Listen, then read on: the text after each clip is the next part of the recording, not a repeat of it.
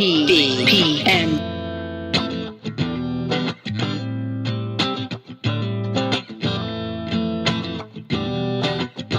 Stanley.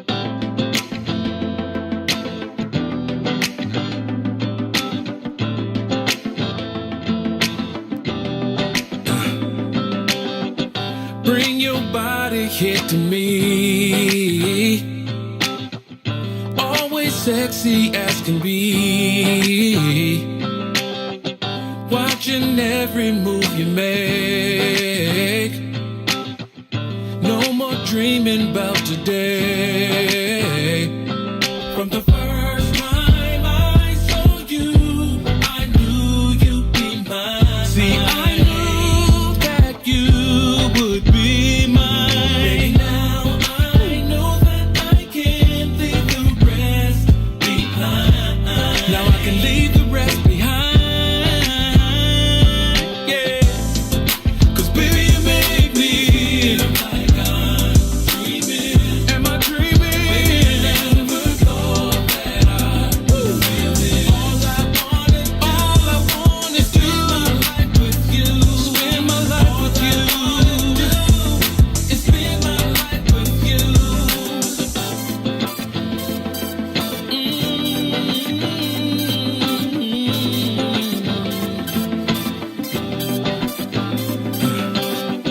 We're about to set it off. See, we don't need no clothes at all. Your private invite to this party. I'll be all night catering to your body.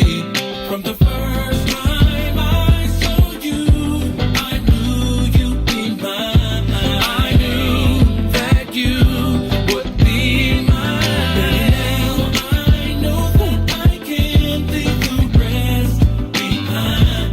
See, I can leave the rest behind because, yeah, baby, you make me feel. Baby, you make me feel, yeah. WIIFTVPN. All I want is to spend my life with you. It's spend my life with you. So baby, if I'm only dreaming, just don't pinch me for no reason. Please leave me here till forever. But baby, just don't tell me that the feeling that I'm feeling's not real. Baby, you make me feel. Baby, you make me feel. Yeah. Baby, I never thought. And I would never thought. All I want is to spend my life with you. All I want is to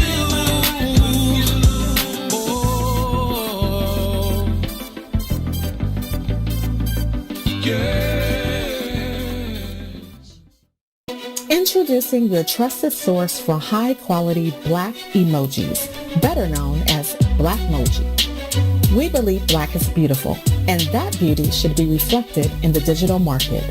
Now there is an app that does just that, starting with Black Greek letter organizations. Blackmoji D9 offers more than an emoji app. It is a cultural experience of Black excellence. Download the app in the Apple or Google Play Store to access a specially curated catalog of emojis representing the Divine Nine. Use the emojis to celebrate Black Greek events, acknowledge current events, support social causes, and learn about esteemed Black Greek members who blaze the trail of Black history. A portion of every subscription goes toward a scholarship fund specifically for members of Black Greek letter organizations to help keep the legacy alive. Download the Blackmoji app today. You are listening to the most dangerous show in the morning. This is What's in It for the Black People Radio. Maze Jackson. Maze Jackson, the most vociferous advocate for Black people in the world.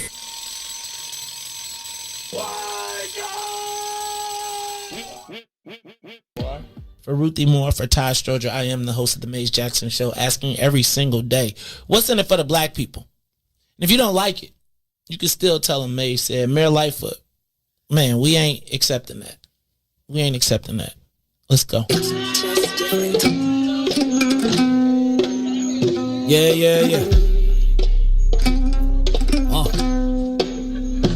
Let's get down to business and go ahead and address the facts, man. Lightfoot seems more lesbian than black. Rahm Emanuel's another case. He was just as tired. 50 closed schools left much to be desired. Police had Anjanette naked on that body cam. They suppressed the footage so it couldn't touch a lot of hands. Reminds me of that 16 shots in that cover-up. Both of them similar, so I went and dug it up. George Floyd killed, a lot of riots happened in the town. Southside burned and they wouldn't let them bridges down. Grandmother sick, need a prescription and plus a couple groceries. You gon' have to travel just to get it now. COVID-19 out here shutting all the business down. Not enough SBA loans to even give around. So many failed businesses that you could put them in the pile. If you don't survive the pandemic, it's gon' sit you down. We sing, dance, play ball, entertain, and crack jokes. Government infested black neighborhoods with crack smoke. System that milked us so bad, we got lactose. Still trying to find out what's in it for us black folks. We sing, dance, play ball, entertain, and crack jokes. Government infested black neighborhoods with crack smoke. System that milked us so bad, we got lactose. Still trying to find out what's in it for us black folks. Shout out to Willie Wilson, hope one day you get to send it.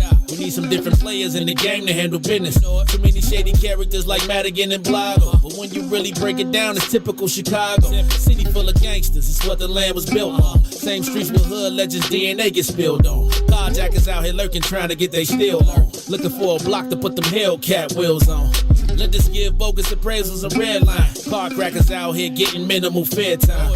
And I'm concealed carry, I stay with the pipe. But Illinois gun laws giving minimal rights.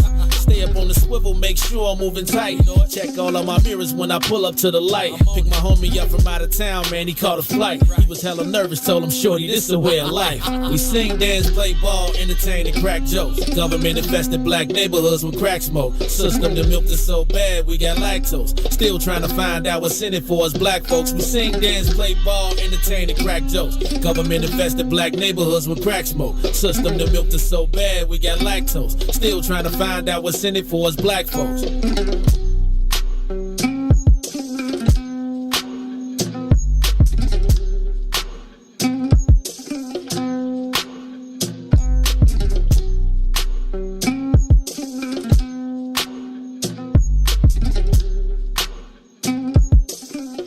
Wake up, Chicago! Wake up, world! This is the Maze Jackson Show. I'm your host, Maze Jackson. Got my co-host, Todd Stroger. Good morning, Todd. How Maze. you feeling this morning? I see you marooning it out. You got your, you kind of do your Loyola / St. Ignatius with the black militancy underneath. I see that is my description of your outfit today. It seems like you were vacillating between whether you were going to be an Ignatian, a Loyolan, or a black man. And like we have to do normally, well, in most Maze, places you have to cover but up. I'm always a black man. As soon as I walk out the house. Oh, trust me, I understand. Yes, you do. But you know, I tried to figure out a way to describe your outfit. I'm starting to try and describe your outfit on a daily basis to, give a visual picture. I don't have a lot of t-shirts, so. So when you got them, you got to swag them. Gotta use it. Now, are you a black t-shirt guy or a white t-shirt guy? And are you a Dago T guy or are you a full-on t-shirt guy? The full-on, and I've been trying to get colors, more colors. So I know I got like a blue, a gray, and a red somewhere in that house. I try to do the color thing. I do black because it just seems like you can't keep the white t-shirts the way you want to keep them.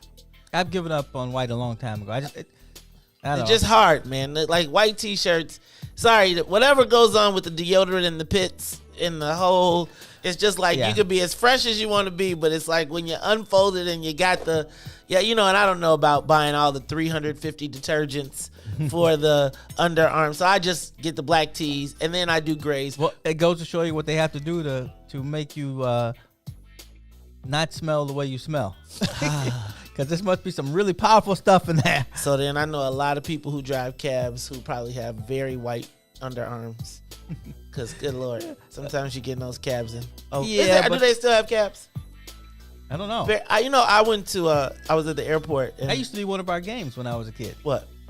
We'd pick cars. That's my car, and you would pick a cab.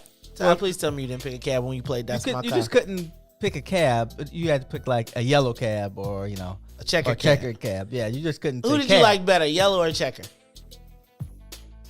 Like, did you not care? We didn't take cabs very often. We didn't take them. I'm not talking about. I mean, like, but I feel like if you had to go out and like, I feel like when I walked outside, and ever I had to catch a cab, you usually had the choice between a yellow cab, a checker cab, and then that other one, right? Yeah. And I was always like, give me the yellow cab. I always wanted the yellow cab. I kind of like checker. Just you figure you look like a checker dude. yeah. You look like a checker cab dude.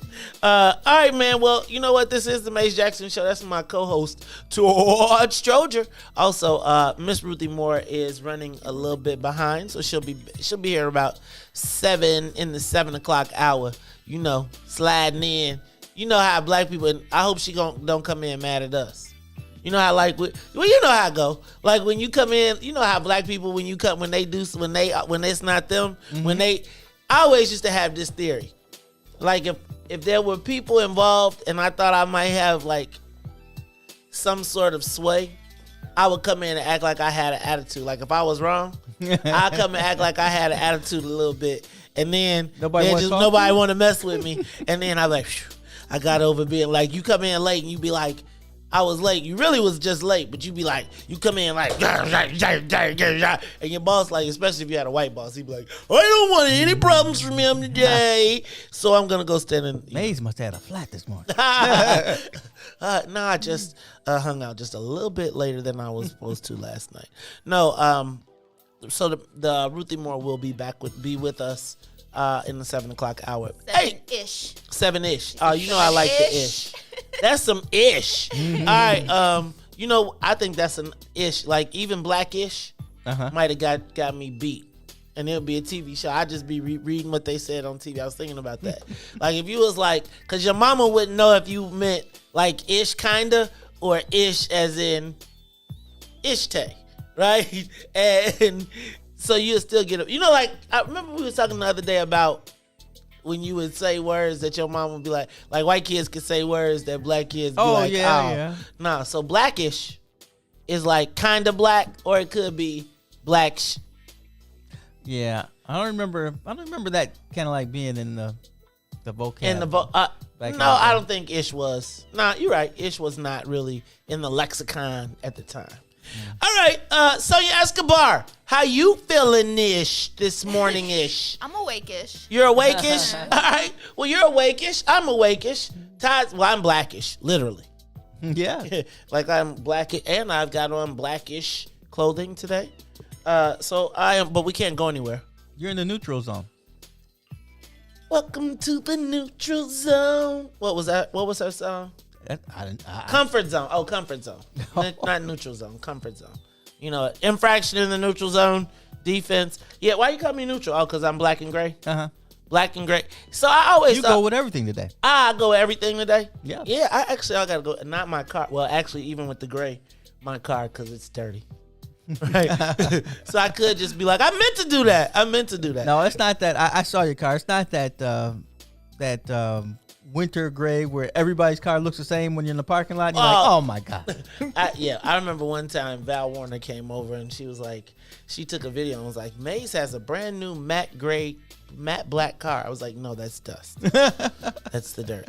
And then yesterday, one of my guys came by and he was like, come on, man, can you wash the car? I was like, I washed the car 4 times last week. 4 times, like literally 4 times. It rained a lot. Yes. And not pouring, but it rained. Just enough for the dust to collect. Yeah. And then something goes on in my garage where it's like the dust zone. So it's like I go into my garage. I probably need to sweep it again and clean it out again. I need a blower. That's what I need. I need a blower. And like before I go get a car wash, just blow the garage. And then blow all of the dust out of it. Because it seems like it's like my car is like, you got a car wash? And you be like, you make it home, you be safe, and then you come outside and just be like a faint hint of dust. So that when you pull out, it still look like you got a car wash until you wipe one piece, and then it's like, there's the car wash, there's a dust spot. You wipe one thing and then it's all over. Or you get one bird dropping and you clean that, and then it makes the rest of your car look dirty. See, your problem, Maze, is you don't have your wife clean your car in the garage at night. Meanwhile, Janine is like, I'll be slapping it when he gets home tonight. You run around here. First of all, we all know that I do not run my house. Carrie is the boss. She is literally the president, El Presidente. So don't even, I'm just be cool. Even though, you know, I be running the house. Then I be quiet. Then you be quiet. Then I be talking again. Now, y'all, hey, it's the Maze Jackson Show. On the Maze Jackson page, I want to encourage you all to hit us up with the stars.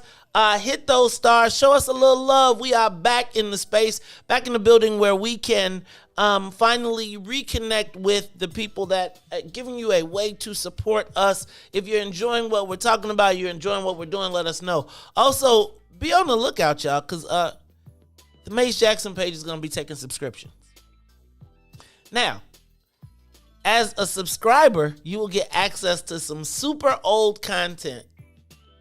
And you will be getting access to some of my content. Like, you know, I'm going to be restarting Illinois Minotti and other programming that if you want to get first run opportunities. Now, we will give you opportunities for rebroadcast on What's in It for the Black People, the page. But if you want first time, you want to be live right there when it happens, get ready to subscribe to the Maze Jackson page. Y'all, I told you we was going to turn this thing from a hobby to a business. You ain't too blind to see that yet. You ain't too far gone to see that. Kid, your music makes no sense to nobody but yourself. It's still a business. You ain't too far gone to see that yet. Hey, Billy. Well, I can't say what he said. Anyway, another Purple Rain moment. All right, Todd, I'll just talk through some more things real quickly. Don't forget the lineup has changed. Today, this is our long day. So we're going to go super long and super deep. The lineup today includes the Maze Jackson Show, which, let me back up. On the Maze Jackson Show on the Maze Jackson page. Now, at 9 a.m., you will flip over to the What's in It for the Black People Media page, where you will pick up the Book of Dawn from 9 to 11. Then, from 11 to 1, it's the bigs. Call me Mr. Big, right? Because they're sad. Right. Then after the bigs, you got the Northern Illinois, the starting left and right tackle for the Northern Illinois University Huskies, better known as I Said What I Said. Then, from 3 to 6, you will get the Maze Jackson live rebroadcast of this broadcast on What's in It for the Black People Media from 3 to 6. But we'll all look better from 3 to 6. Right, because we'll all be awaker. Then from 6 p.m. to 7 p.m., Chris the Critic jumps down. He's moving from Fridays to Wednesdays. Him and Gina B. So they'll be on at 6. 6 to 7. From 7 to 8:30, it's In the Zone with Brian Foster. And from who is also one of your alpha brothers. And then from 8:30 to 9:30, it's week big Wednesdays. For those of you from the New Orleans area, we spell it Heaux. Wednesdays. Yes, it is the lineup change. Now, do not miss it all. Check us out. The What's in It for the Black People movement stomps on. Now, if you are looking to start your own podcast, if you got an idea and you don't want your guests to smell like chicken or fish grease, because you don't want to have them coming in your house, I'm telling you, man, the worst thing ever, you know, when you on the circuit and you trying to get your name out there and you get guest scheduled, and then your wife want to cook chicken today or cook fried perch today, you got a guest, and the next thing you know, your guests don't want to come back and you get to be fishy smell. Why not come on down to the What's in It for the Black People Media, check out our studios, and we can show you how you can get your podcast video or audio or a combination of both up and off the ground. Stop talking about it. Well, start talking about it, but don't just talk about it. Be about it. Come on down. Let's see how I did that right there. I like it. Right? Don't just talk about it. Well, talk about it, but just be about it too. All right, y'all. It's what's in it for the black people. You did show you were a northerner, because when you're a southerner and your guest comes, your wife says, "Here, have a plate." Well, you can have a plate. You just don't want to smell like the plate. You know, you come to do your podcast, your guests come, they all dressed up, ready for the video. They be like, "Ooh, excuse me." Now you got to say, "Stand here by the sheet. Sit right by the sheet so we get the white background," right? No. See, in the South, you give them a plate after the show. You're like, "Hey, man, you want to watch a little TV?" See. But if you come to What's in it for the Black People Media, you'll actually be on the TV. See, that's what I'm talking about. So don't miss the lineup. We want to tell you, every single one of you, how much we appreciate you. Thank you to everybody that is hitting us with the stars. I will be doing star shout outs throughout the day because we y'all need to get that muscle memory going. Bing, bing, bing, bing, bing, bing, bing, bing, bing. Make them like that's what the stars do. All right, y'all. Johnson & Johnson has been held up for now. Johnson & Johnson. That's the single shot dosage. I thought it's causing blood clots. Live down the street from me, but I thought that was magic. No, what's the Brothers Johnson? Oh yeah, the Brothers Johnson. What did the Brothers Johnson sing? Strawberry. Yes, Strawberry Letter 23. Strawberry Letter 23. Well, no, no, 22. But the song is, Usher did. I mean, not Usher. Tevin did. The song is 23. The song is the letter back. Oh, okay. I didn't know any of the words to it. I just know Strawberry. Oh, it's a great song though. Yeah. I don't know. You don't really need the words. Just I got a whole bunch of words made for that. I got a whole bunch of words that probably ain't even in the song for the name of that song. That's the way it works. How about this? No more dogs in the firehouse in Chicago. Really? Hey, you know what? I wonder how many dogs they had anyway. 10. Oh. 10 left. How many firehouses are there? 100 and something. Oh, that's not a lot.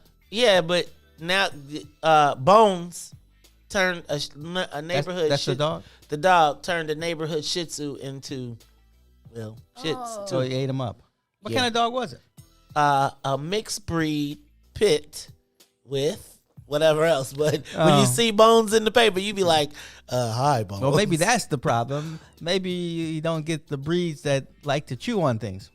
Like, all dogs like to chew on things because they have teeth. But some are more aggressive than others. Teeth? I don't want to chew on anything except my food. Steak? Right.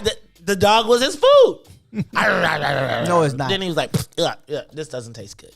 I wonder if it was a rescue dog. It was. And had been treated badly in the past. And this was just like, well, that's what they wanted me to do. Well, I don't know what the deal is. But Annette Holt, the acting fire commissioner, how about that? That's her first big act. Man, that would suck. To be like, I gotta ban dogs. But congratulations to Annette Holt. You know, for being the acting fire chief. She sounds black. Fire commissioner. Annette Holt, the mother of Blair Holt. Oh. Right? You know. Yes. The Holts. Yes. Yes. So she's the assistant she's the acting fire commissioner. That would be a good thing that Lori Lightfoot could do. What's that? Make her and take away the acting and make her permanent. Right. That'd be cool. First black woman commissioner. Yeah, it would be. Maybe she'll hire a black driver. Man. I don't know where that's going, so I'm not going. You're not going. Okay. All right. How about this one? Yeah. FEMA is paying up to $9,000. I heard my FEMA when I was in college. Well, you don't want this FEMA payment. This is a FEMA payment you don't want your family to be collecting because it means you have lost someone. Oh. But the federal government is paying up to $9,000 for funeral costs for people who died from FEMA, died from COVID. Oh, really? Yes. That's a national thing? Mm-hmm. Wow. Yep. So the hotlines opened up. They fielded 20,000 calls in the first day. We'll give you the information on that and what you need to do if you lost a loved one. One of the things that I'm bound to start doing a little bit more is sharing information, getting information that we can benefit from out. Information is power. Yes. And so if you lost a loved one due to COVID, we will give you the number and the requirements, which are very few. Really, you just need to have been said that you died from COVID on the death certificate. Yes. even whether you're immigrant, non-immigrant. Well, I'm gonna tell the black people, and everybody else can figure it out. Okay. How about this one? For the politicos out there, Rudy Acosta Sr. pleads guilty again. Well, this time he was being a federal agent, but he didn't tell that he was making payments while he was a federal informant. Still, so now this happens. This is not the first time. In Greylord, their mole informant, he was doing stuff on the side while he was working for them. Right. I mean, because part of the thing that happens when you become a federal informant, I thought was you get like a green light to go do all type of stuff. No, not crime though. Yeah, I bet you do crime, but it's got to be part of you got to be part of the right investigation, right? You can do some crime, you just can't be. You got to be to do the legal crime, and you know what I mean. No, then the feds charge you with more. That happened in Boston too, I think, with somebody yeah, else. They happened in Boston all the time. Boy, Boston was just like the whole Whitey Bulger. Just like you watch Boston. Does anybody watch City on the Hill? No, what city is that? Boston. Oh. Okay, that's another one you should watch. Man, First, this list is long, man. Kevin Yeah, Bacon. getting long. You better get ready because we going back in the house. We going back in the house. So Kevin Bacon, Kevin Bacon is the actor I love to hate.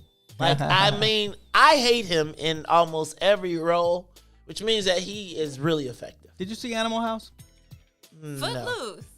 I didn't like Footloose. I was living Footloose. Animal House, I think, is the first movie where he had some real lines. I think he was in one of those horror films, but Animal House. But he's part of the bad fraternity. Well, I can see that. I mean, he's a great villain, and His face looks like I don't want to. He plays like a trashy white smoky cop, like a mug boy. City on the Hill though, that's another one. Even though none of the black actors are from America, but that's a whole nother story. All right, it is Boston. How about the police chief and the police officer have resigned from the Brooklyn Heights? What is that? Brooklyn? What part of that? What's the name of that place in Minnesota? My computer. I didn't write that name down. Oh, jeez, I don't. Where Daunte Wright was killed, both the chief and the officer, they got to protect them pensions. Yeah, they did. Yeah, they was like, we gotta get these pensions. Well, we gotta leave this before we get convicted of anything. Protect us our pensions. I'm surprised the chief because he was. The chief sounded like a complete clown standing up there talking about. Yeah, but that won't take your pension. I'm saying Brooklyn that Center. Brooklyn Center. I think that the cancel culture will take your pension. That's what will take your pension. They will figure out a way. And he like, let me just get up out of here now. We've been policing these blacks. This town ain't the same town we came to. Remember, they said when she signed up to be a police officer, it was a 70% white town. 26 years ago. 26. Yes, 20. yeah. No, she's a 26-year veteran. The 20 years ago though, the town was all 20 years ago it was all white. Right. 70% white. And in the 26 years, it turned. She like, this ain't what I signed up for. Y'all can take this job and shove it. I got me one under my, and now I can go. At 26 years, I'm not surprised. She was like, oh, I can't stay after this anyway. Well, it's right. But she was like, now I got credit. I can go somewhere in Texas and get a job quick. Oh. Hey, y'all. If she wants another job, I'd be shocked. I would say.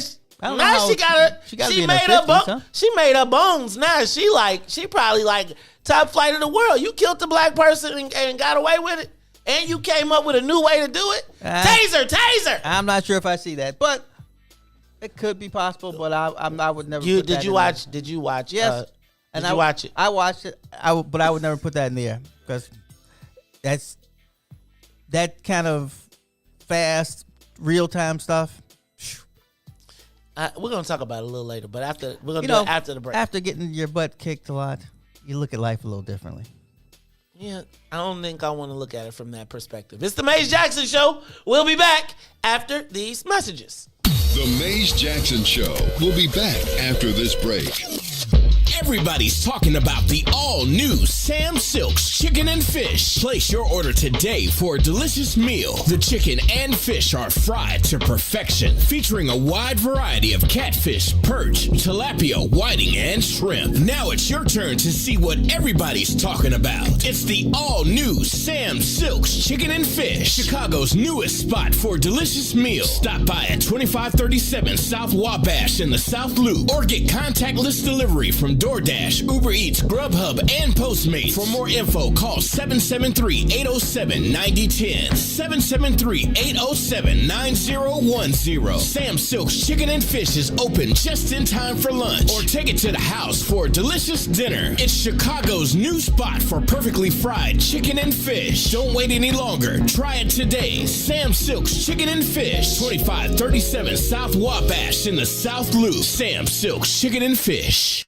And you can tell them, May said, we want to know what's in it for the black people. WIFTBPN.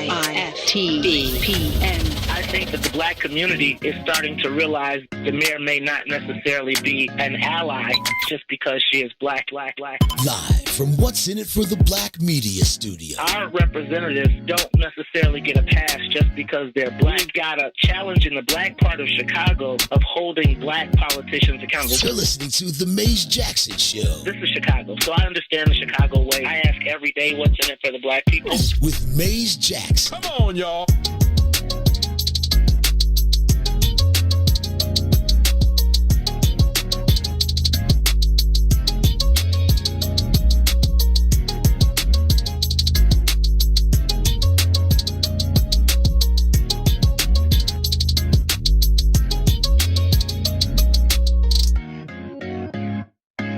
You are listening to the Maze Jackson Show. I'm your host, Maze Jackson. Got my co-host, Todd Stroger. We are sitting on the runway waiting for Miss Ruthie Moore. Sonia Escobar flying the Soul Plane. Let me tell y'all. I want to tell y'all thank you all for sticking with me. Sticking with us, making the moves, following directions, following instructions. Coming on over. I'm excited about where we are headed and where we are going and what we're doing, but we cannot do it without you. So thank you. But to Sonia, I got a couple more things I want to hit on this headlines list. Todd, you ready? Let me get this real quick. Is ready. All right. The Derek Chauvin defense defense went on yesterday, and they had testimony. And did y'all see that dude, Barry Broad, who justified the murder? He said the Negro was still moving. Him. He was like, he was moving. He still was struggling. And it was like, you don't let the Negro up until he dead, till he just choke all the life out this mob. I don't know what the cross examination was, but so when what do they call those people when you're trying to arrest them? Somebody you're trying to arrest. A suspect, right? Is trying to move around, and there's like four of you. You don't like handcuff them and put them in a car. That's because he had superhuman strength. Remember? Oh, that's right. I'm gonna tell you, he looked like the Hulk in there. Right, and first of all, he's a big black man. He has superhuman strength, and if they can pump the whole thing about him being on drugs, right? You know how they always tell the story of people being on PCP, and then you could rip a car and throw it like the Incredible Hulk, and then not realize it. Yes. So I'm just telling you, they talking to a white guy in that audience right now. There is a white boy in the audience. It's a jury trial, right? Yep. Yeah. In the jury. They're talking one guy. Yep. Hey, you in the plaid shirt. I'm talking to you. Hey, I'm talking to you. Right. I'm talking to you. All right, let me do this real quick. I want to say a big shout out to all the people that are sending stars. First of all, got to send a big shout out to Boosie. Boosie! I ain't gonna even say your real name. Shout out to Boosie too, cause she picked up $100 holla. Shout out to my cousin. Do I gotta call you like first cousin now, Dave Bryant? Cause you like my first cousins of Robin, the first family of Robins. Cause my cousin Dave, Lil Dave, he is now you can't be like administration and call him Lil Dave, right? Excuse me, Captain David Bryant. Shout out to my man Ace Turner doing his thing. We got to get him on because you know that they are.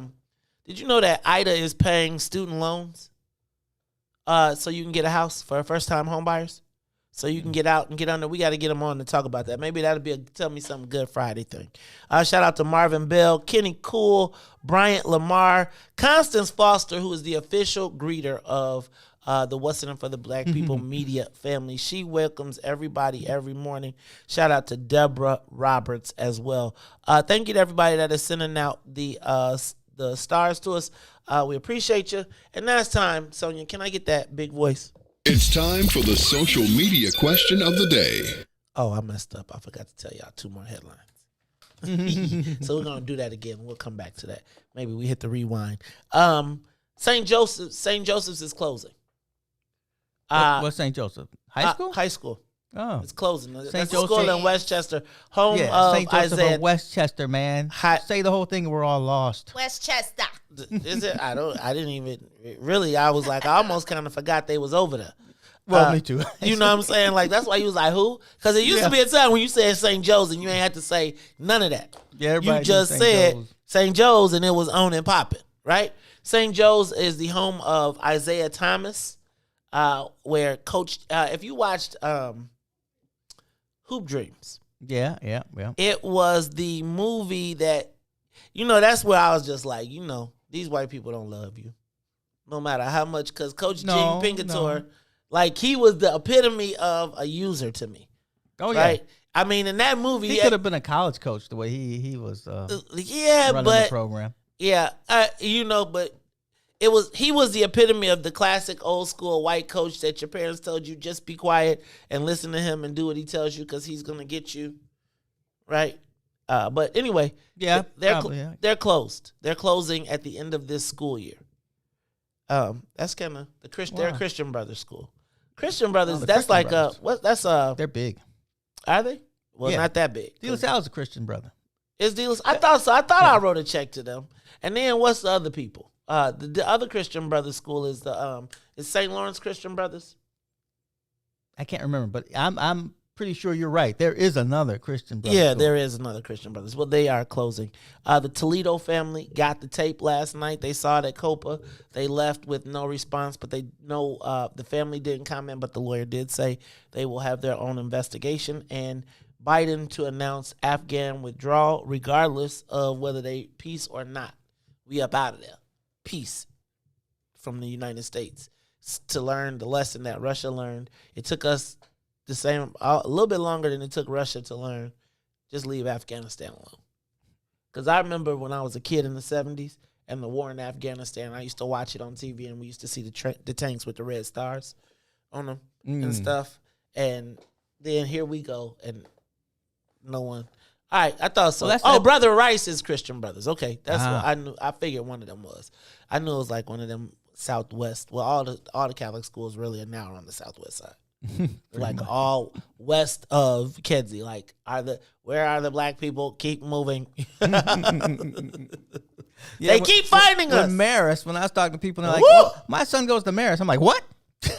Man, my little nephew goes to Marist. I got a nephew that goes to Marist. Shout out to Hunter Payne Holly. He actually has a pretty cool podcast. You know what? We might have to get. I think I might do a kids sports show. Sonia, you looked at me. I think, could you imagine, a kid's, these kids, I was listening to his podcast, and he really gets into it. I really want to throw him in with the bigs and be like, give us some. Oh, it's a sports podcast. Yeah, he's got a sports podcast. But shout out to all of the black kids that go to Catholic schools, especially when they're in the super minority, right? In the super minority. Teaches you some stuff. But it just made me think about that story that we were watching yesterday. I think that I found the video. I may play it of the young black football player who was at Coal City, Moline High School, and they forced him to sit in the locker with bananas hanging around him and told him they would break his knees if he didn't sit there.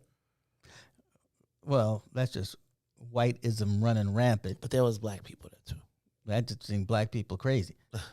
That is a combination of trying to find your place in a world where the white folks dominate. And I don't know, man. That's just crazy. I'm telling you, white people are crazy. They do crazy stuff. I was talking about the black people this time. Well, I think I knew what white people were. I would tell you that That was. I love the sound of them. 10. Okay, hold on. Somebody just hit us with 1,000. That's what I'm talking about. Right. Yo, that means Todd phone was like 1,000? 1,000 stars. I gotta find that one. I gotta stop. Who just hit us with 1,000? Let me get a refresh on that because that was a big one. Martha Reed. You know what, Martha Reed? That was Martha Reed. Martha. Oh man. Oh, not Martha. That was Mary. Don't you eat. Thank you, Martha Reed. We wholeheartedly and 100% appreciate you. Thank you so much. Look, y'all. The What's in It for the Black People media is a growing movement, but we need you. We need you. We need you. We need you. All right, now, Sonia, I'm ready. Oh, wait a minute. I did want to tell you that. What'd you want to tell me, Todd? I did pretty well on the entrance exam. So we used to move in our classes freshman year as a group. We were like a cohort. And it was the black people all sat together only by circumstance. It was Stancil, Stroger, Gretel, Thomas, and Tyler. Okay. And Patton, but since he was a P, he was on another row. He was just like right next to us. In the front. Yeah, it was nice. We were all together because Good time. Yeah, well, no, I mean, it was good times. You talking about being the only black people, like, let me tell you, I can explain that black kid though. I can explain the black kids that were there, as well as I can explain the black kid that sat in the chair, and as well as I can explain the white kids. I can explain that whole entire scenario. You're talking about high school, He wasn't right? taped to the chair. I thought he'd been forced in it or something. The football team surrounded him and forced him into the locker, and then told him they was going to break his legs if he didn't sit in a chair. Scary. Everybody talks. That's assault. And, there's a whole police bunch. Terms. The police and everybody are involved, but it is a classic example of what would you do, and everybody says what they would do, and I don't necessarily think that there's a lot of floating dynamics. I would have been beaten up. Actually, they would have put me in the locker because I'm so small. But I'd be at the trial. Him twice. Yes. We can talk about that a little bit later. I'm gonna go to the social media question of the day though. Okay, let's do it again. Let's hit it again. It's time for the social media question of the day. Todd, I was driving through the neighborhood yesterday when I realized that the Foot Lockers in the black community were boarded up. And the big trucks are out. Oh, I don't think that Foot Locker by us has ever been unboarded since the since the That's 'cause uprising. you deep south. Yeah, You I'm deep south.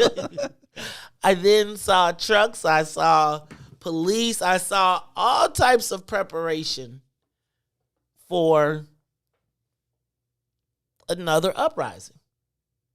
And I was thinking, like, what does Chicago have to go up for this time? So I was thinking the Derek Chauvin trial, right?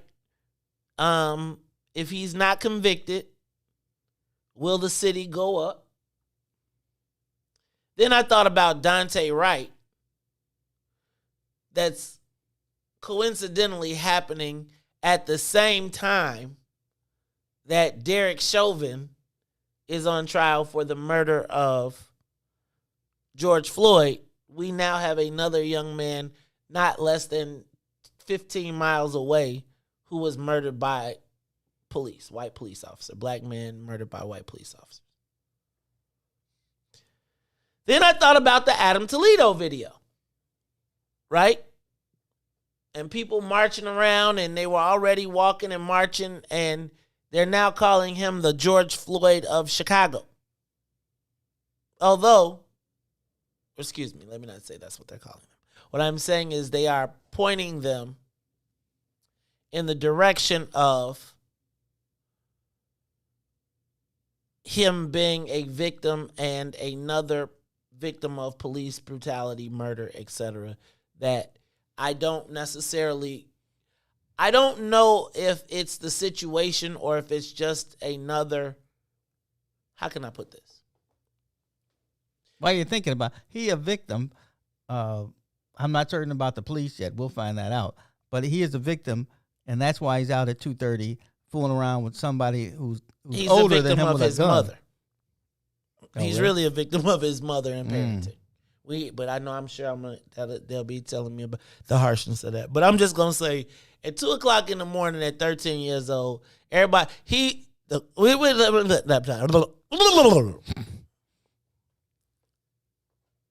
I want to know. The social media question of the day is: will Chicago go up again this summer? And when I say go up, I mean, will we see breaking stores? Will we see people in the streets? Will we see uprisings against the police? So the social media question of the day is: will Chicago go up again this summer? Should it? And what black people going up for in Chicago? Here's what I want to do. I want to open up the phone lines because I know Brother Frank is out there, but I know that we got our audience all back in one spot, so I want to give y'all the opportunity to give us a call. Todd, I want you to talk about it for a second while I go turn this phone on. Man, I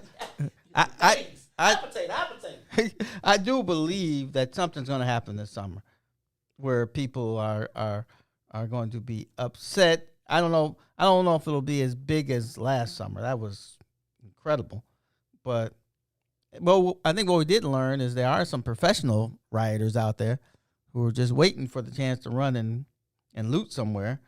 But yeah, I think there's something going to happen, and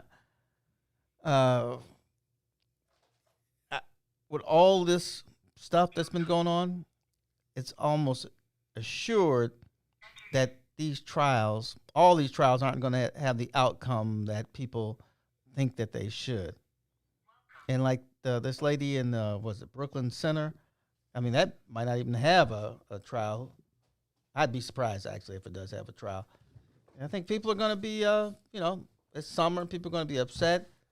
As you know, Maze, this COVID stuff don't look like it's going away anytime soon, as we're almost at, I just realized that since I was looking down there, I wasn't really talking in the mic. But anyway. I try to tell people that all the time. Right. But we're almost at 5% again of we're over 5.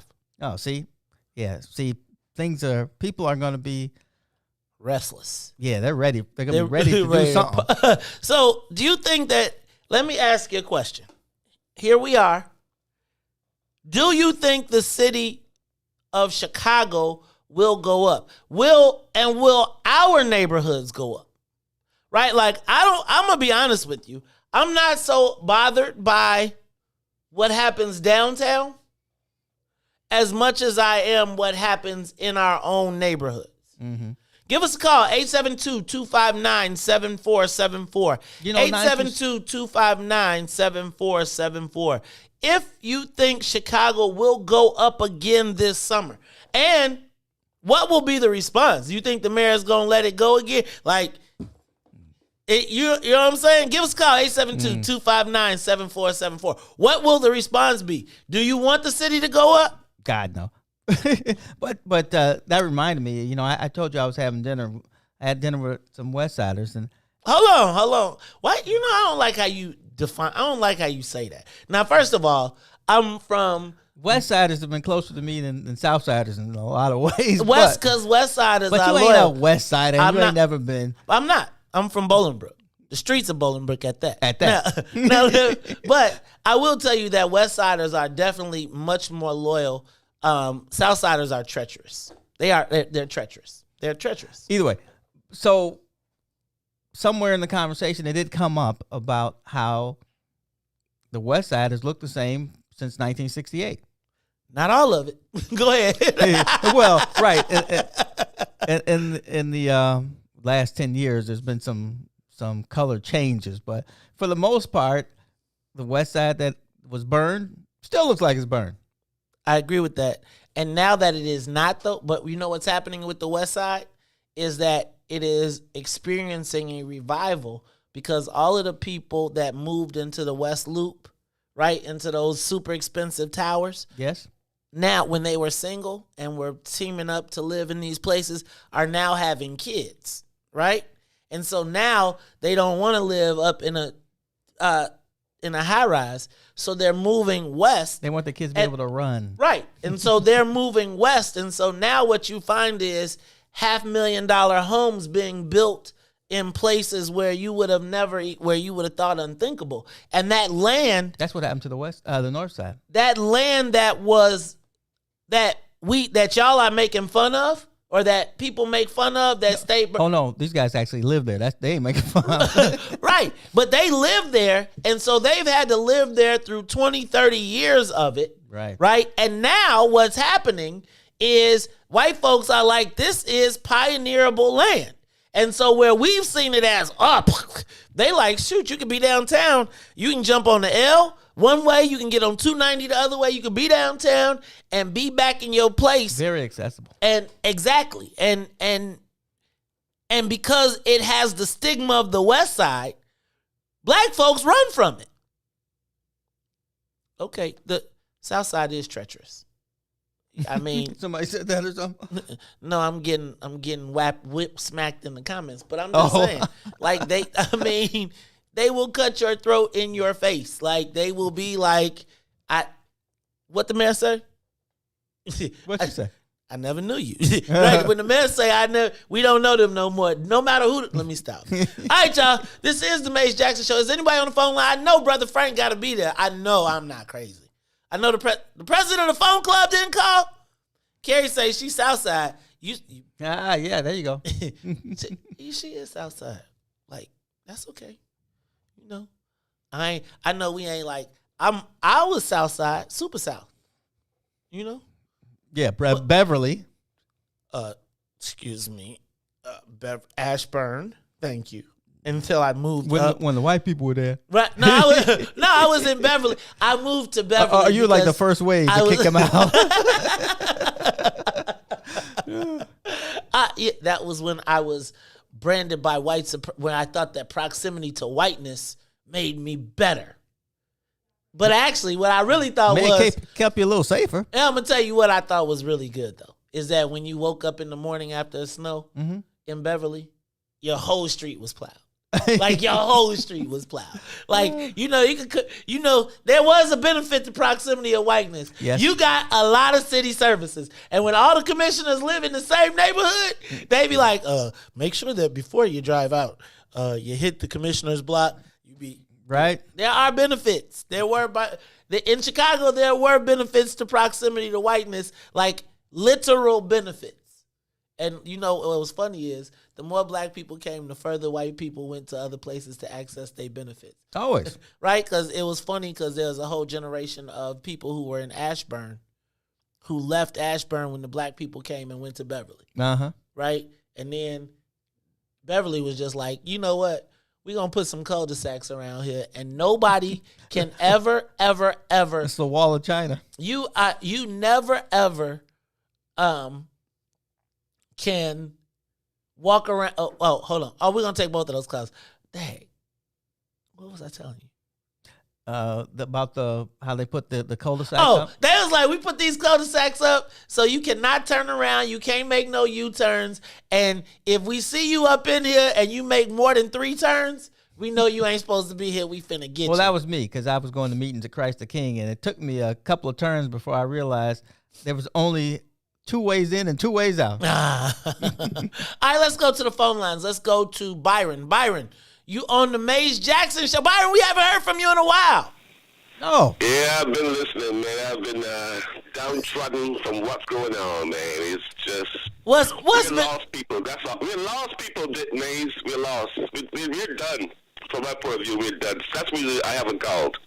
Dang, Byron, you can't lose hope, man.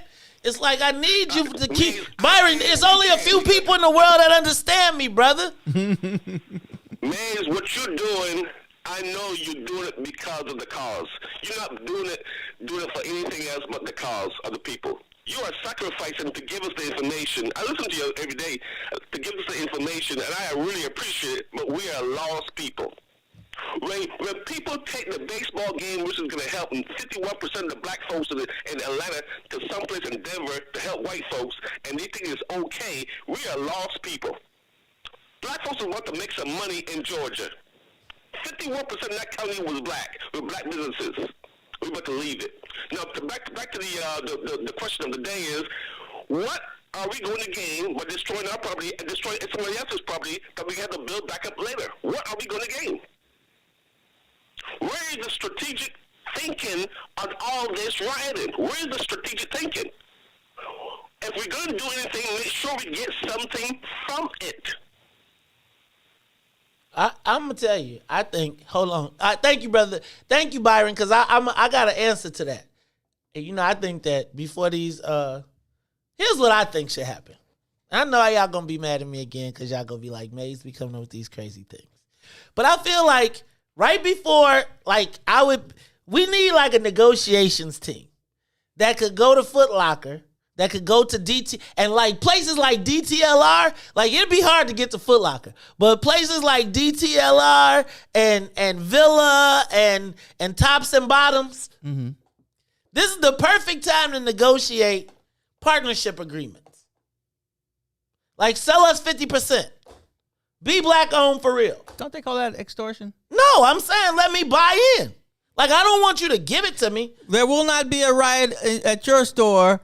No, be black. Sell me half of it. I think if I'm not incorrect, I think I did see that in Goodfellas. I'm saying no problem. No, I'm saying, you know how all of these stores are going to be claiming black owned and all of that stuff. Like no matter what. Here's my point. Like right now, instead of letting the companies have commercials and put on these commercials that allow just a few black people to get a piece, why don't we put together, like, we watching all of these not Love and Hip Hop, but the hip hop show where they talk about how they done put all the street organizations and all the OGs from the towns getting together.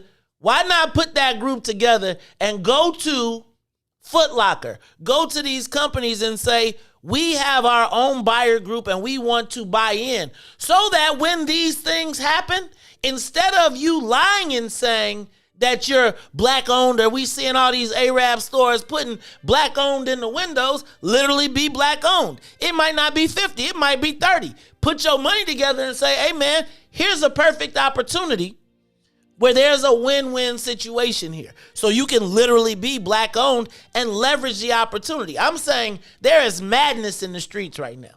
You know who's gonna leverage it, and y'all gonna be, and I'm gonna tell y'all who's gonna do it to y'all. Magic Johnson. You laughing at me. Magic Johnson is going to walk into all of these corporations and get him the hood stores and say, this is a Magic Johnson Foot Locker. This is a such and such Foot Locker. So it's black owned, and it's the Maze Jackson Show. We'll be back after these messages. The Maze Jackson Show will be back after this break. The Chicago Legal Network is the collaboration of attorneys that concentrate in many areas of the law most needed in Chicago neighborhoods. The CLN lawyers focus on personal injury, criminal defense, and other issues. The CLN lawyers all average over 20 years of legal experience and are dedicated to helping the Chicago community. The Chicago Legal Network is committed to developing black lawyers through mentorship and co-representation. So if you were injured in a car accident, slip and fall, or injured on the job, or you need assistance with criminal defense, including driving violations and DUI, check out chicagolegalnetwork.com for more information, or call 773-912-3545. 773-912-3545. Sissy's Taco Bar Pop-Up is back with more hours and more days. Check them out at their new pop-up location at The Woodlawn, located 1200 East 79th Street. Sissy's Taco Bar offers authentic street tacos infused with international soul. Now every Tuesday, Thursday, Friday, and Saturday at The Woodlawn from 12 p.m. to 7 p.m. New vegan tacos have been added to the menu too. Visit sissytacobar.com for more info. Today we learned that a Kentucky state grand jury found that the officer responsible for killing Breonna Taylor Rulings like this one set us back and come as yet another challenge to the hard work and progress we have already made. It means we fight even harder against the systems of inequality and injustice designed to keep too many of us down. We will and we must continue to say her name.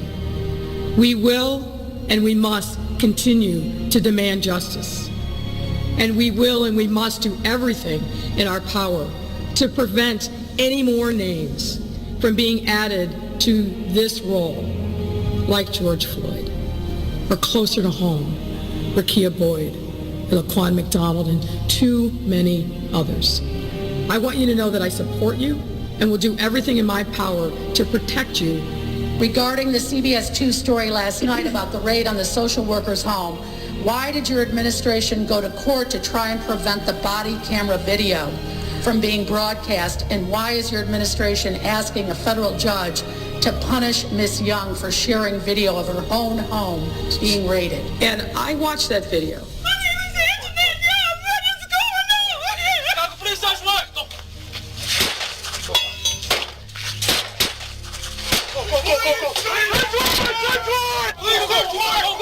Move it. Back him. You need to tell me what you're looking for. What are you looking for? Now, this case was litigated in federal court. The federal judge put in place an order. There's allegations that she has violated that. A federal judge put rules in place. It's for that judge to determine whether or not that was appropriate. I'm not going to sit here and second guess a federal judge or how the information related to that matter is handled. That's for that judge who I know and is very competent and I'm sure will be fair in assessing. Oh my God, this cannot be right. How is this legal? Because the COPA has not yet made a decision in 22 months on this. I just, look, we got to fess up and we got to clean it up. You have the wrong place. You got the wrong house. You got the wrong house. We will and we must continue to say her name.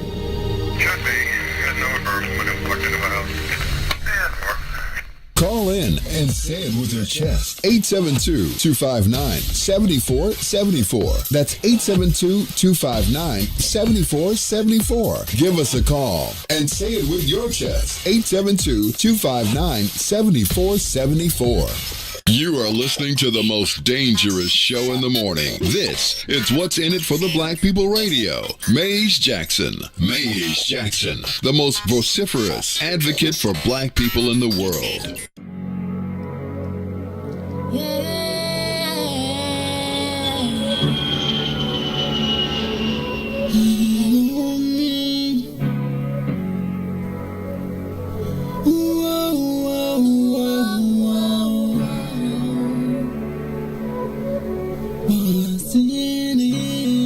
What's in it for the black people? Cause economically we are not equal. Waking up to lies, can't doze no more. I told y'all, yeah, this is a dangerous show. Don't go to church if you ain't trying to help us.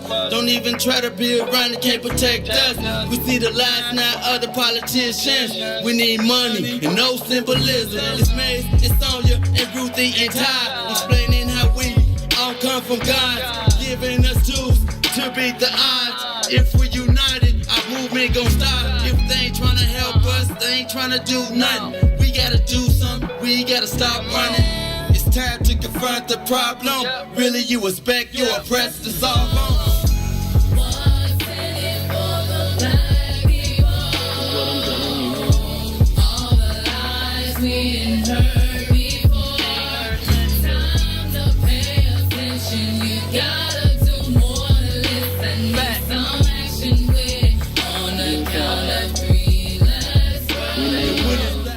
You are listening to the Maze Jackson Show. I'm your host, Maze Jackson. Got my co-host, Todd Stroger. Still sitting on the runway waiting for Ruthie and Mo. Look like we going to take a short hop today. Look like we going to Michigan and back. We might fly to Detroit and be back by 9 o'clock. But let me do this. Let me say what's up to Todd Stroger, Sonia Escobar, everybody that is tuned in. Let me send a big shout out to Brother Frank, who we're going to take a call from in a hot second. But I want to say what's up to Frank Mays, Martha Reed, Theodore Johnson, Boosie Latham, to my cousin Dave Bryant, to Ace Turner, to Constance Foster, the consummate greeter of the What's in It for the Black People Media channel station of the Mace Jackson Show. Excuse me. Let me get that right. Constance, I don't be trying to share. Thank you very much. Kenny Cool, Bryant Lamar, Yashika Wadi, Tyrone Tate, and Deborah Roberts. All of you all, thank you for your stars contributions today. We greatly appreciate it. I told you, Janine and I went to Detroit once. Detroit City! We flew. Our flight was supposed to be at 9 a.m. and we got there. No, our flight was supposed to be at 9 a.m. But we got there about midnight. You got that? That was awful. You could have drove. Yeah, we learned a lot about the airport. Both of them. Which one? We started at Midway, and they flew you to O'Hare, and they gave us a voucher. We got in a cab to go to O'Hare. We got to O'Hare, and they said go back to Midway. No, but like 6 hours later, we actually took off. Man, that sounded like the time I flew to Guadalajara. Like it was the day of the biggest snowstorm during that rhyme time when people got stuck on the expressway, and I was at the airport. And you know how usually they be like, "We not leaving today." Yeah. That airline, Valero Air, it's like straight Mexico. It's like from Chicago to Mexico. Like it is a ton of. It's like going to DC. It's a straight up. Let me tell you, it is a 100%.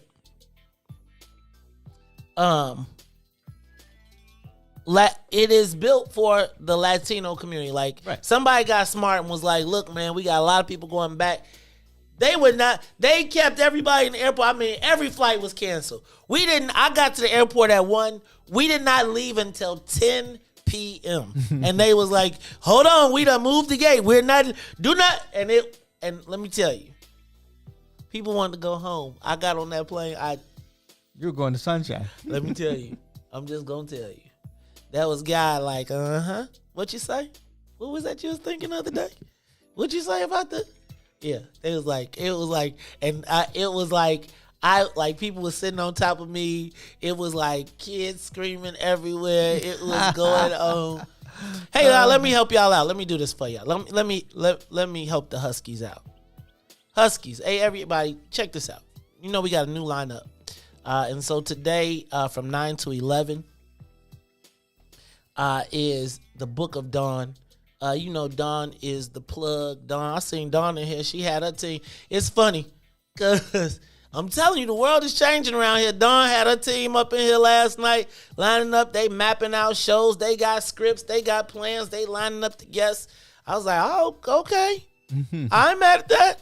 So 9 to 11, Book of Dawn. Then we got the Bigs, 11 to 1.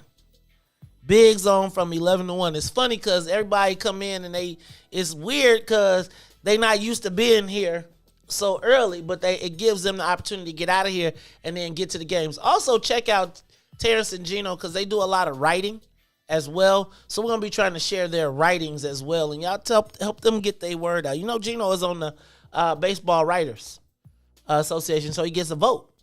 Now, I tell Hans all the time, I hear you talking on the internet, but why don't you write something and give it to me? Right. Well, see, he be talking on the dark web. He be talking on the dark web, Todd. He be writing in secret code. He probably don't forgot regular English. He be like, now, then let me tell y'all. In like 20 seconds later. All right, so I think, hold on 1 second. Bear with us. Bear down. Let's go. Boom, boom, boom. Bear down. Boom. I think we're going to be good in just a hot second. Y'all hold on. I think we're back and cracking. Do not leave. Hold on. Sonia, I think we're back live. So we just got to get our cameras reset and we will be back crack-a-lacking. Because this is the Mace Jackson Show. You are still listening, so bear with us. If you lost us for a hot second. Radio down, code 10. Right, they was talking too much. I'll be quiet. On the runway, so let me go check the. So now what? I'm gonna tell you what it is. When we come back, I'm gonna tell you what it is. It's overload. It's like the reality of life is setting in for everybody. But I'm not gonna talk too much smack. But hold on 1 second, because we'll be back. It's just 1 minute. 1 minute. Y'all hold on. We gonna be right with you. It's Maze and Sonia. Bam and Sonia. No Ruthie and Todd. But the Maze Jackson Show is back now. We wanna encourage you all to continue to share the broadcast. Take a moment, share the broadcast. Stop. I was in the midst of. We're back. That's right. Ownership. That's what I agree with. Oh, okay. Yeah, thank you. Okay, and Brother Frank, you hold on, because I know you're on hold. But I also want to make sure that we encourage you all to share the broadcast, but also tune in from 1 to 3. Right? 1 to 3, tune in for I Said What I Said. Herb Howard, Tucson Warner, the Huskies, big boys with their intellectual thuggery. Make sure you know that they up taking show notes right now, right? So I want that they're trying to. That's figure, why both of them are right. That's, hey, you notice they note taking. It's like the reality of it all has come back, right? The reality of it is all set back in, but it's all good. It's all good. I want y'all to make sure y'all. We want to help them tickle that 70. Help them get. No, I'm not. I'm tripping. I want to see everybody do well. So you all make sure you tune in to I Said What I Said. They will be live from 1 to 3 on the What's In It for the Black People Network. Now, I will be coming back on What's In It for the Black People immediately following broadcasting from 3 to 6. You will get a live replay of this show. So if you did not get to interact, it will play as though it is live. And you'll have the opportunity to get in, comment, share your thoughts, and continue. And then we start back tonight at 6 p.m. Herb back in the studio with the night crew. We consolidated our evening shows to free up the space because we got a big nighttime lineup on the way. What's Herb going to be doing? Herb runs mopping. Well, if they keep coming up in my studio, if I come up in my studio with some old cups, I'd be like, Herb. He'd be like, I got you. Mm-hmm. Is that an open cup? I got you. Then the next thing. Hold on. You need a hidden camera because the things that probably happen while you're not. Oh man, you can tell the days when I come in and people like, he ain't gone yet. Dang, I used to come. How you go to work I go to school and my old man had one of them jobs where he didn't have to. He was on call, so he could be at home or he could not. Mm-hmm. Right, and if he was at home, it was never nothing that. There was always something. There wasn't no time to sit down. Pick up sticks. Pick up sticks in the yard before you could be. So you'll be looking around the corner like, dang, he here. Mm-hmm. You'll just be like, it just ruined your whole day, right? Because it'd be like, I ain't even like a bad boss, right? And let me not even say boss. Mm-hmm. I'm not even, in my estimation, I'm really pretty pliant. But I think there is something about the freedom of just not having anyone else that can tell you. And Herb is a social butterfly, right? So he be talking to everybody. Yeah. He's a social butterfly. They don't be knowing I got cameras though, right? It'd be funny because I'd be like, put that. I'd be like, if I say something though, then they gonna know I got a camera, right? So I just be like, it's okay. I'll be quiet. And I be talking. Now, so tonight, Chris the Critic, from 6 to 7, right? From 6 p.m. to 7 p.m., Chris the Critic. Then immediately following Chris the Critic is In the Zone from 7 to 8:30, and then his old Wednesdays. No, Gino is Mr. Chicago. Herb is Mr. Well, Gino is Mr. Chicago because Gino is both sides. Herb's got a lounge feel to him, but I'm not certain if he goes to lounges. Herb is he's just a social animal to me. Mm-hmm. I just feel like he's a social animal with and I don't want to say no filters. It's just he's unbothered, right? It's like he gonna walk up and talk. He ain't gonna, if he feel it, he gonna say it. And if you don't like it, hey, well, forget you, right?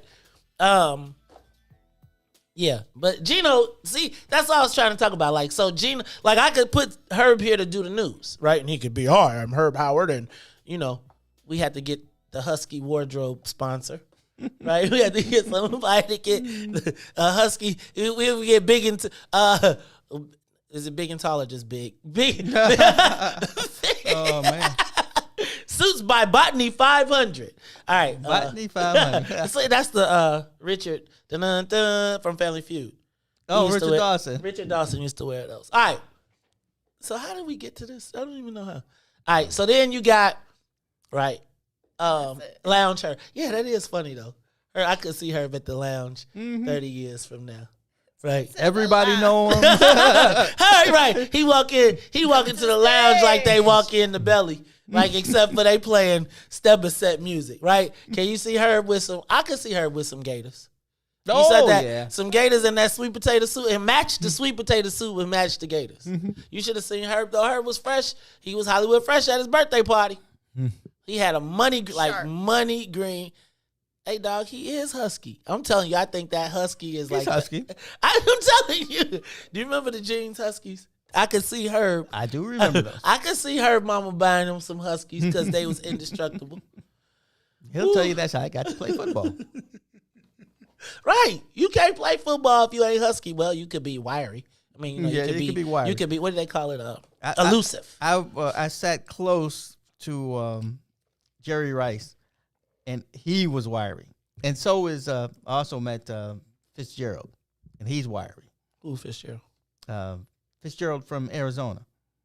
Oh, yeah. You know what? He's a cool dude, too. He was really a cool dude. I played softball against him in Juan's celebrity softball tournament. Did you know Dr. Johnson, Robert Johnson, Plano? The name sounds the familiar. I place right around right next to TP. Yeah, he had a place there. He's passed, but he's from Helena. He grew up with my dad and one in Washington. But that's his grandson. Really? Yeah. I think they had a legacy on that. I feel like there's some history when you say that. Like when people say that there was something historical about it. But Larry Fitzgerald was so big, he got a lot of publicity for like 3 years in a row. Man, Larry Fitzgerald's still playing ball too at a high level. He got to be like my age, but in football years. And everybody else is like, who and what is going on? And Sonia's like, you do know they charge you by the minute or by the phone call. Brother Frank, President El Presidente, please give us your response to the social media question of the day. Will Chicago go up this summer? Brother Frank, how are you, sir? I sure will, and thank you, Brother Mays.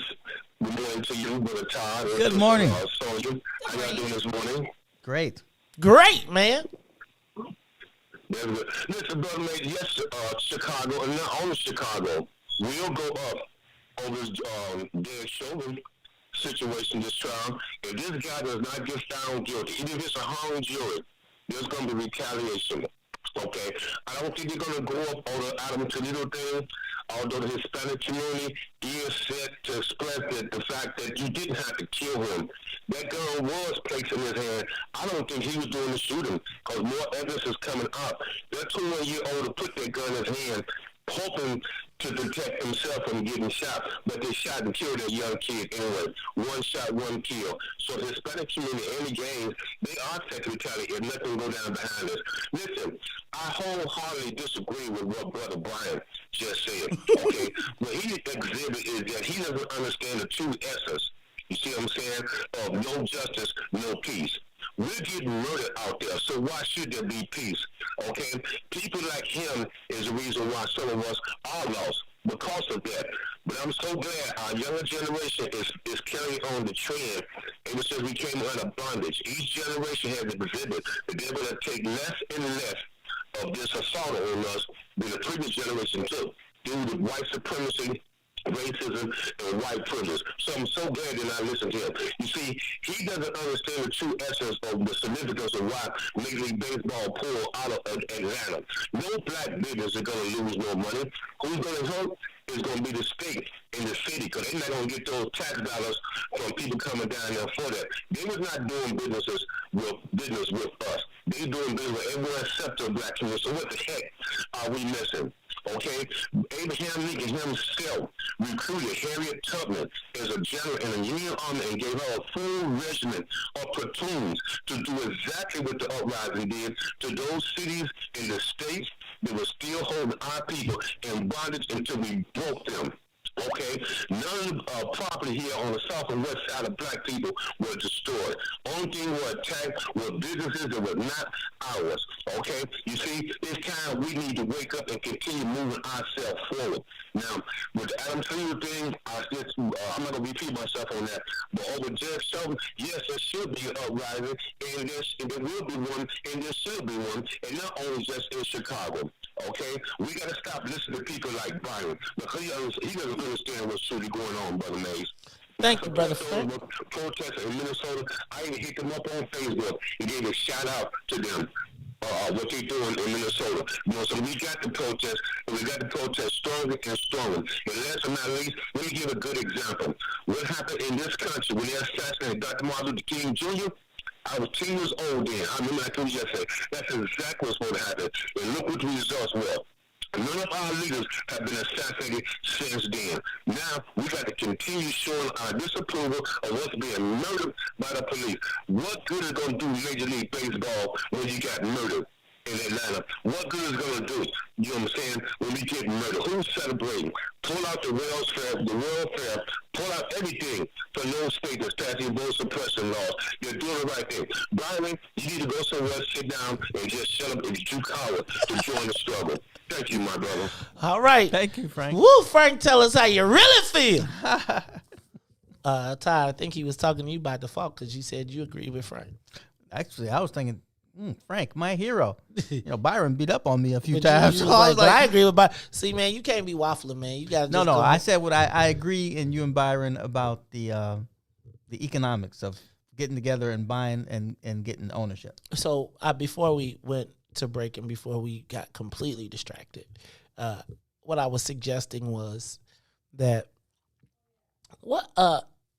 there is a series on, and I know how y'all gonna be like the hip hop, but it was on FX, and it was about the people behind hip hop. Oh, God, go ahead. And they was talking about like the big guys in all of these cities that was plugged, like Big U and all of those, like that was former Crips and all of that stuff. And I missed that. Yeah, it actually was pretty good, right?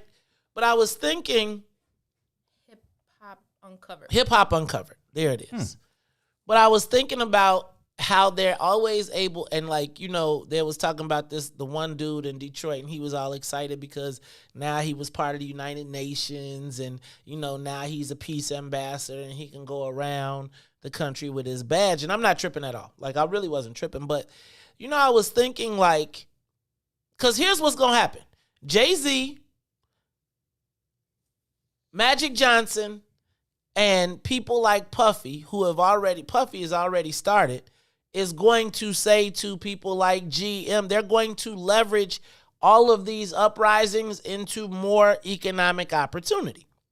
Now, my point is, can we be smart enough I don't know if we have the collective capability, right, to get to Foot Locker nationally. I think that's going to be the Magic Johnsons of the world. But I am going to say, like, think about places like DTLR, right? Think about all of these stores that are run by these closed Arab cartels, clothing cartels, that are boarding up, that are taking literally millions of dollars out of our community, right? Literally. Like, you think about the major retail areas where all of those stores are. I'm saying, like, you look at Madison and Pulaski and you look at Tops and Bottoms, and you look at, when you go to Madison and Pulaski, in the midst of the poorest neighborhood, one of the poorest neighborhoods in Chicago, is one of the most thriving retail centers of ever. They got sneaker boutiques all up and down them joints that are Nike. All of these companies and corporations have invested in all of these locations, right? And real talk, they know all the neighborhood doughboys, all the neighborhood, because everybody get their little work and they run to these stores and they spend this money.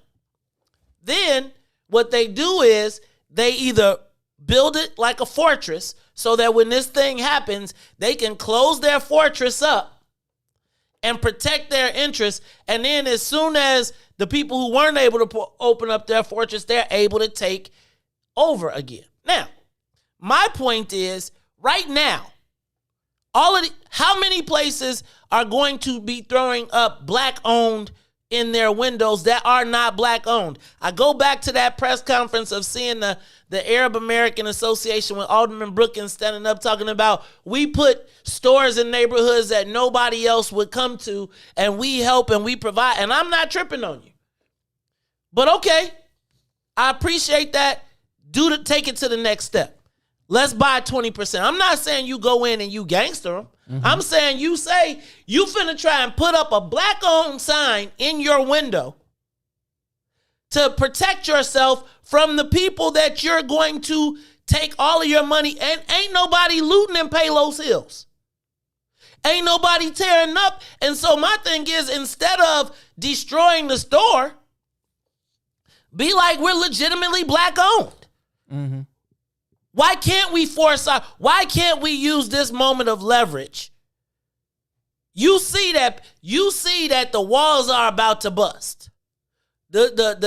People, I don't think people are going to, regardless of the outcome, I think that it goes to that whole capitalism thing that you talk about, which is the richest thing that people see in our neighborhoods are those Arab stores.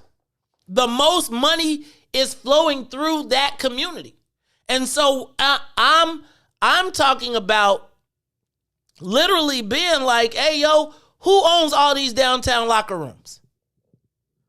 Like, can we get a piece of an ownership group? I'm telling you, there's 20 black people that you could put together that could buy in and then say, okay, this is a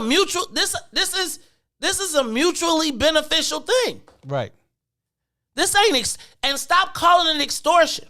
Right? Is it not Look, you just watched them legislate us out of the weed business. Right now, all the Arab corner stores are now buying these sweepstakes machines while none of us will allow us to even get into the other game. The only leverage we have is these moments. And instead of you sitting around and calling Jay-Z and Puffy and y'all be mad at them, but again, these people they building forts in our neighborhoods. They're safer. They came to our neighborhoods and protected their stuff with M16s on the roof in your neighborhood. I don't think it has to be called like J&J Fish, Sharks, all of these people that operate in our neighborhood as not even allies, but as occupying forces. So while all the cars are revving up to go downtown and they're building fortresses in our neighborhood to protect their interests, while we go out and do we have to repeat this? Because what's going to happen is Coca-Cola going to make some commercials that make you feel good.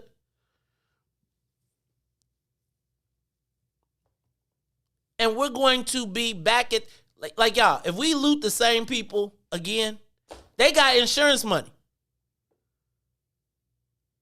Really? Are we going to really repeat this cycle again with no positive outcome? Like I'm saying, like, can you imagine right now if the Arab business community knew we was thinking this right now? I bet you they'd be talking. If they thought there was the capability of y'all saying, no, dog, you ain't got the blood of the lamb. You can't put up no black-owned. Think about the gravity of white boys and Arabs and all these people putting up black-owned signs in their windows and that's like they blood of the lamb, and we walk past it knowing damn well it's Wally. It's the Maze Jackson Show, man. Stop calling it extortion. Stop it. Stop criminalizing when it's them, they have discovered. I am saying that in our neighborhoods, I am saying fair market value, but you gonna lock us out of a business in our own neighborhood? It ain't that. I'm not talking about telling somebody we pay and promote. Like, I want to buy into the business. If you could buy into downtown locker room, you'd be a millionaire. It's like having a casino in a black neighborhood, because you know that on the 1st and 15th, they are literally taking all of our checks out of the neighborhood. And it ain't coming back. It's the Maze Jackson Show. We'll be back. The Maze Jackson Show will be back after this break. Call in and say it with your chest. 872-259-7474. That's 872-259-7474. Give us a call and say it with your chest. 872-259-7474. The Chicago Legal Network is the collaboration of attorneys that concentrate in many areas of the law most needed in Chicago neighborhoods. The CLN lawyers focus on personal injury, criminal defense, and other issues. The CLN lawyers all average over 20 years of legal experience and are dedicated to helping the Chicago community. The Chicago Legal Network is committed to developing black lawyers through mentorship and co-representation. So if you were injured in a car accident, slip and fall, or injured on the job, or you need assistance with criminal defense, including driving violations and DUI, check out ChicagoLegalNetwork.com for more information, or call 773-912-3545. 773-912-3545. You are listening to the most dangerous show in the morning. Our Attorney General, Kwame Raoul. I have reached out to the Hospital Association and the Med Society to talk about how proactively we can talk about implicit bias in healthcare and begin to address the situation system-wide, because I've also simultaneously directed my civil rights team to begin to look at that and look at ways that it may have manifested itself. We've done so historically with regards to the nursing home industry, where you've had some nursing home owners that staff disparately. So if they're in a black community, they won't have much staff as they will in a white community. We've taken that on from a civil rights standpoint, and we're prepared to take on other instances of implicit bias in healthcare. Utilizing your office to investigate civil rights and healthcare as a civil rights issue. That's actually pretty powerful, and it demonstrates how we have to be working in coordinated efforts with our elected officials in places and positions of power.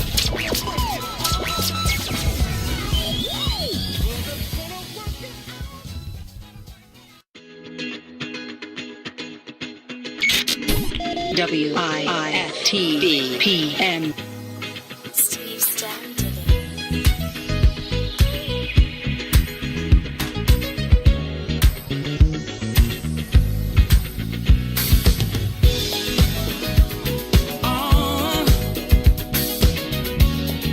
Let's reminisce.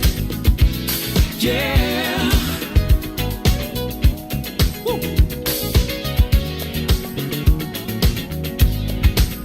See, I remember the first day we met, a Thursday night at the club I'll never forget. Do you remember the words that I said? One night in my bed you'll never regret. And you, with your pretty brown eyes, I knew, baby, you would change my life. And you opened up my eyes to see I'm excited for our future, but I love our history. Let's throw back to the day that we first met. Let's throw back, I never will forget. Let's throw back to when we fell in love. Let's throw back, babe. I wanna throw back, babe. Is it just me? Don't you miss those nights sexing on the beach, playing Isley Brothers in between the sheets? And now we're taking flights from London to Belize, and we're popping bottles, endless shopping sprees. Still easy as can be. I knew you're still the only one for me. Yeah. I'm feeling lucky as can be. I'm excited for our future, but I love our history. Yeah. To the day that we first met, let's throw back. I really wanna know. Let's throw back. Let's go back. Let's throw back. Let's go. I wanna throw back. Oh, come on now. We were making love. Let's reminisce to the first time we let's reminisce of the whip. We were making love. Making love. Come on now. Let's throw back. Oh, all I wanna do is throw it back. That's all I wanna do. Come on now. Let's throw back, babe. I wanna throw back, babe. Let's throw back, everybody. Let's throw back. If you love somebody, let's throw back. Talk about the love. Let's throw back, Babe, I want to throw back, babe. You are listening to the Maze Jackson Show. I'm your host, Maze Jackson. Shout out to Steve Stone Huff for that jam. I swear I love that song. Throwing back. Summertime shot. Yes, that is getting canceled as we speak. But let me tell y'all something. It's funny that you play throwback because it's so funny to listen to us talk about this conversation and extortion. Like when I was talking about like leveraging these moments, I know I've told you all this before, but I'm just going to remind you casually that there was a time when I was the owner of Wesley Shoes on 87th, right off of Stony Island. And I bought it, but I bought it with the hopes of, it was during the era of Crew Sports. I saw Gino mention that. And it was when Crew was doing that thing, and it was like black people was starting to get into the fashion retail space. And so here was this opportunity to buy this business. And what I found out was that the Arab community told all of the black brands from Fat Farm to FUBU to Nike to everybody that I would try to sell clothes, that if they sold clothes to me, that they would stop taking orders. And they sold large orders and they bought as a collective. Mm-hmm. And they squeezed me out of the business. And it was even black reps who would come to me and be like, man, I can't help you. It's like I can't lose all of these DTLRs and all of these you wonder where these multi-million-dollar clothing stores with all this inventory comes from. Like you can't even get the inventory because they lock it down. And all I'm saying is we rarely ever have a moment of leverage. And right now, everybody is putting up their wood trying to protect themselves. But that's what happened to the computer store that was right next door. Remember the computer store? No. You were off of Harper? Were you off of Harper? No. Oh, so, he had a hat store. Oh, yeah. Right. And right next door was a computer store. And when I was the alderman, her father had owned it. And it was a typewriter store, repair store. And one day she said, the Chinese said, they wanted to buy my business. I want to stay in it. Then they said, well, all these products come from China. We'll just make sure you don't get any. And basically she had to close. But y'all talking about getting extorted. And the first thing we think about is when I say, like, right now, there's probably going to be no leverage. And y'all going to be screaming about, I'm just telling you, you're going to be screaming about Jay-Z. And when he goes and gets the NFL and Magic Johnson goes and gets Coca-Cola and somebody else goes and gets, and Tamika Mallory goes and gets GM, right? And I realize that's my capitalist mindset, but I am suggesting that if we know the sources of where the money is generated in our community, right? It would behoove, think about the fact of what the Arabs have done is the same thing as exterminate the beast, except it's economic. It's economic. They come and they establish a beachhead in our neighborhoods, and then kill everything around it. True.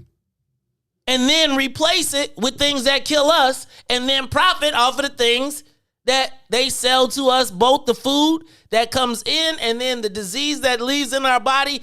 And then they then send us, they then try to do what, Todd? Like we found out at Loretto? What do they do? Todd, what they do is they buy dialysis centers. Oh, right. I forgot that. Oh, yeah. Let's take the phone call. Hung up. I got a phone call. Let me take this call. Caller, you're on the Mace Jackson Show. Hey, how you doing, Brother Mace? All right, how you doing? Just didn't call. Remember I made that statement about certain groups selling those stores to their own worst enemies? Yes. Now, here's the continuation of that. Our most effective tool to get what I call some type of equity or to get somebody's attention, we practiced it all year last year, or the bulk of the year last year. We don't have to go out and spend our energy tearing up anything, because the best way to get somebody's attention is to tap them on their back pocket. If we were to say we would no longer support those businesses in our communities, we'll get their attention. We don't have to leave home. We don't have to expose ourselves to the potential of the police doing whatever they want to do to us for some unknown reason. We don't have to tear up our neighborhood, even though most of those stores don't physically belong to us, but we're still tearing up those things in our own neighborhood. We simply need to stay home, keep our money in our pockets. Don't spend it. Same thing with the hair store. And like you said, yeah, they did lock down your resources or the supply chain. Same thing that the Koreans did with hair. Try to buy some hair, see what happens. We can control this thing. We can get ahead of this thing by simply controlling the dollars that we control. And we control a lot of it. Quite a bit of it. Yeah, I want to stop you right there, because here's the challenge I see with that.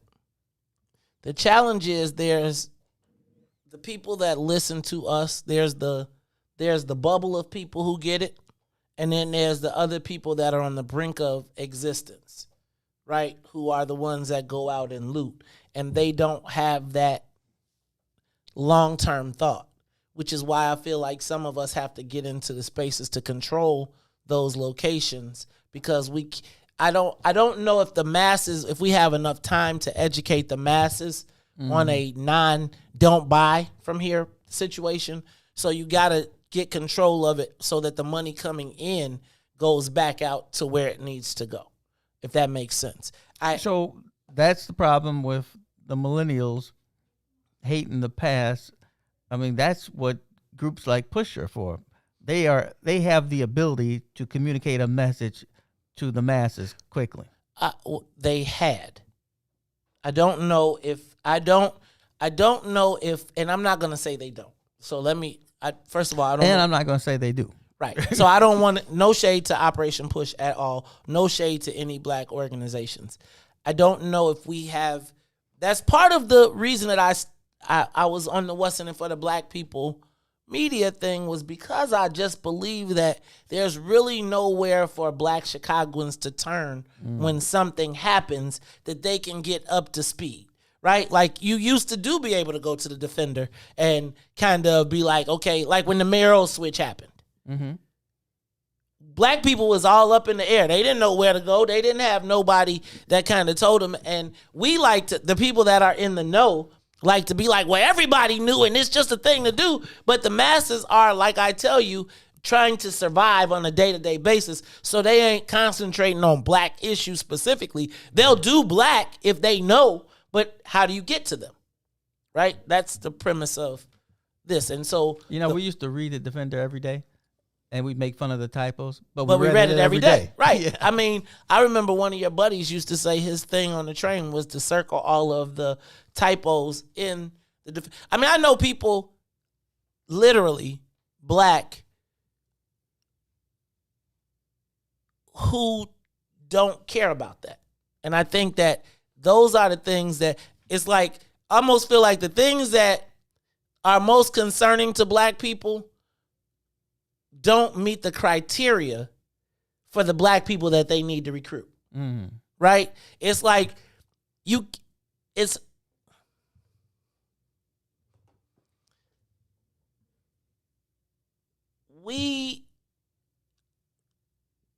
I think I saw Mario say it. How do we call it a community when we don't own anything in it?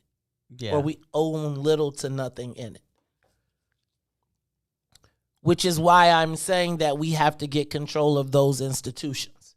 I would tell you that a DTLR, a Villa, a Foot Locker is more of an institution in our communities than most of the institutions. Mm-hmm. I would tell you that more of our money in our community goes through those channels than probably than a bank in certain communities. Mm-hmm. And so I'm saying, again, this is the time when we're supposed to use the leverage for good. There is going to be if the flood was coming,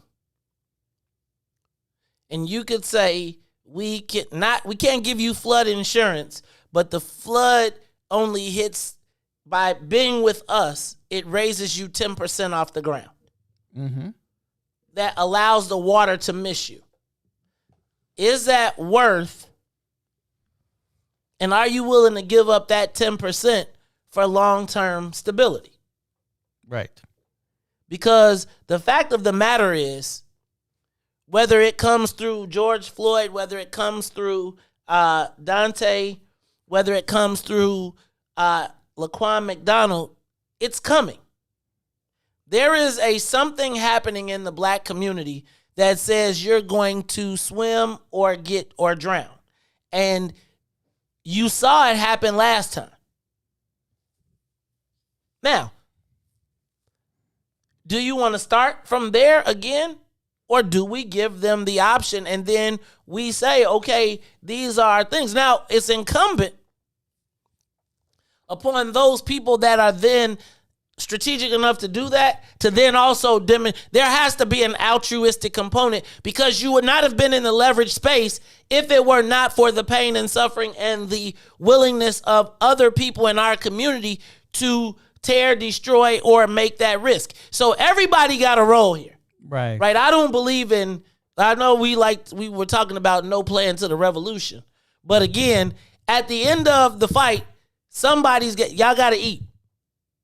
And at the end of the day, if they build fortresses around the institutions, if you think about the corners, all of the major institutions for survival are in our own communities are controlled by someone else.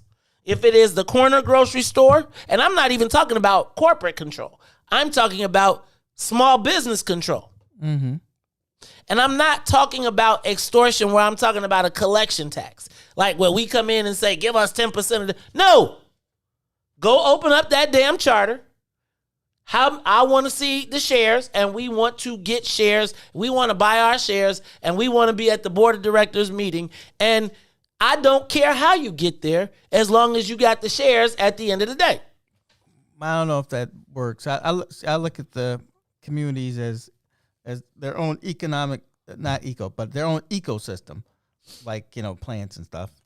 And these businesses are invasive species, and they pop up and they grow, and we haven't figured out how do you remove that and replace it with something that should be there that fits in with the rest of the economic landscape. Well, to me, I think they fit into the economic landscape. I think that they have mastered our economic landscape. I think that you do not see Arabs getting into any business that is not profitable, that they master. They look and see a need, and then they exploit it and master it and do it better than we can. That's why when you go to the corner store. Yeah, but why do they do it better than we can? That's the question. They do it better because they have the capital, right? They have the capital. So even, I'm saying, the DTL, we ain't got to crack like there is a DTLR, probably national corporation, but instead of them, like, why don't we crack local ownership opportunities? All I'm saying is I don't want to talk about why, because I feel like they're not invasive species because we gravitate to them, right? So I'm telling you that there's going to be a cannabis store. No, that doesn't mean they're not invasive. But I got trees growing in my backyard that when I was a kid, they weren't there. But we know that black people like fashion, right? We know that black people like food. Yeah. We know that black people need convenience at the convenience store. So they're occupying not necessities, wants, and needs. They are occupying all of the wants, needs, and necessities in our community. They're not invasive. The people that are running them are invasive, but Cam and Nate's was a institution in the neighborhood. Black people buy shoes, right? Yeah. Wesley's Shoes was an institution in the neighborhood. Maxine's was a institution because people buy dresses. Right? So what they were smart enough to do is say they got a pipeline. The ones we had were undercapitalized. We can control the whole market. You just take this one. You take this. The Arabs are now encroaching on the Chinese in the airspace. Right? They like, oh, well, we know how, we already got the relationship with the Negroes all the way up and down. Well, there's the problem. It's not that they're encroaching on their space. It's that black people will be like, well, yeah, I know you. I'll deal with you. We know each other, too. This goes back to that book, which I think is one of the best books I've read, Rich Dad, Poor Dad, where we use our money and you can survive, or do you use your money to thrive? And again, if you go back to us, because I would say our origins do not teach us to hoard, right? Our origins are something in us don't, and our opponents do. We needed everything that we had. Exactly. And then we used it and we tried to make sure everybody was straight, right? But I think we live in a place where that's not the case. I feel like black people fear money. Like, that's why I feel like we fear actually going after, acquiring, and so we make it a bad thing because we don't know how to master it, right? And because we don't know how to master it, it's easier for us to dissuade it or to throw it away instead of saying, dang, it ain't the money that's the problem. It's what we know how to do with it when we get it. Right. And so in this space of capitalism in which we operate, it's like, how do we view each other in that space? Because everybody else seems to get each other within the realm of it for the most part. Now, I'm not saying that there's not a top and there's not a bottom, but our top and our bottom are disproportionately lower. It's the Maze Jackson Show. We'll be back.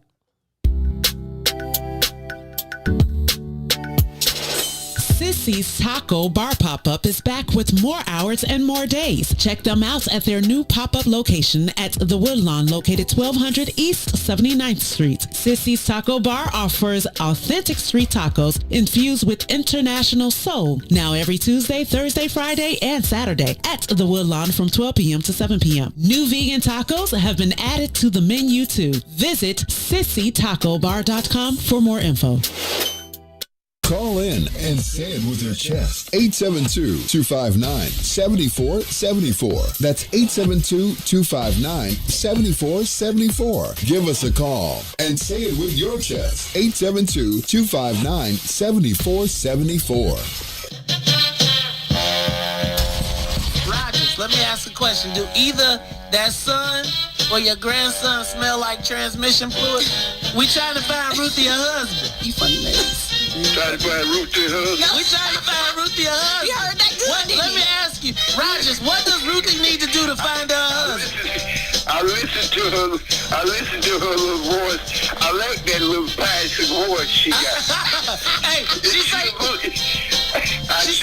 I know you kind of small, ain't you? She said you got a pension? Huh? She said you got a pension. Look here, I'm coming down to where you on station located at? Where y'all located? We down here in Bronzeville. Look, this is what we gonna do. We gonna get you. We gonna do a love connection off the line. Rogers, I want to tell you, man, thank you so much for calling. You all downtown somewhere? Yeah, we downtown. Ruth, I'm gonna put Ruth. Y'all talking about matter of fact, I'm gonna get the address. I'm gonna come into y'all station one morning. We gonna have you come down. We gonna have you and Ruthie, and we gonna have you sit I'm right an early bird anyway. Ruthie, you can be the grandmama, the great grandmama of over 110 children. I love big families. You know what I'm saying? 110.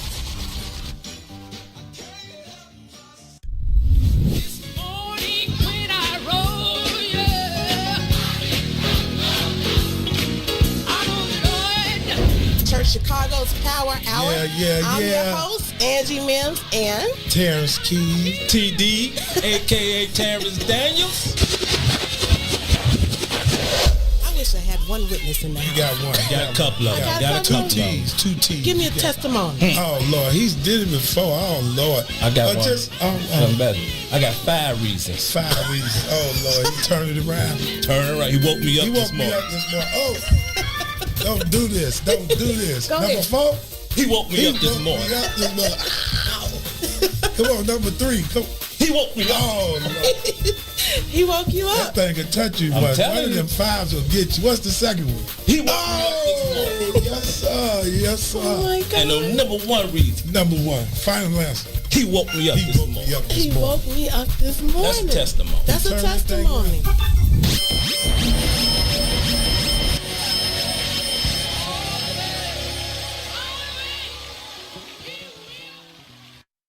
Introducing your trusted source for high-quality Black emojis, better known as Blackmoji. We believe Black is beautiful, and that beauty should be reflected in the digital market. Now there is an app that does just that, starting with Black Greek letter organizations. Blackmoji D9 offers more than an emoji app. It is a cultural experience of Black excellence.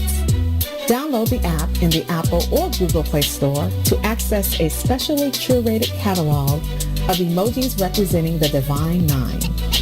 Use the emojis to celebrate Black Greek events, acknowledge current events, support social causes, and learn about esteemed Black Greek members who blaze the trail of Black history.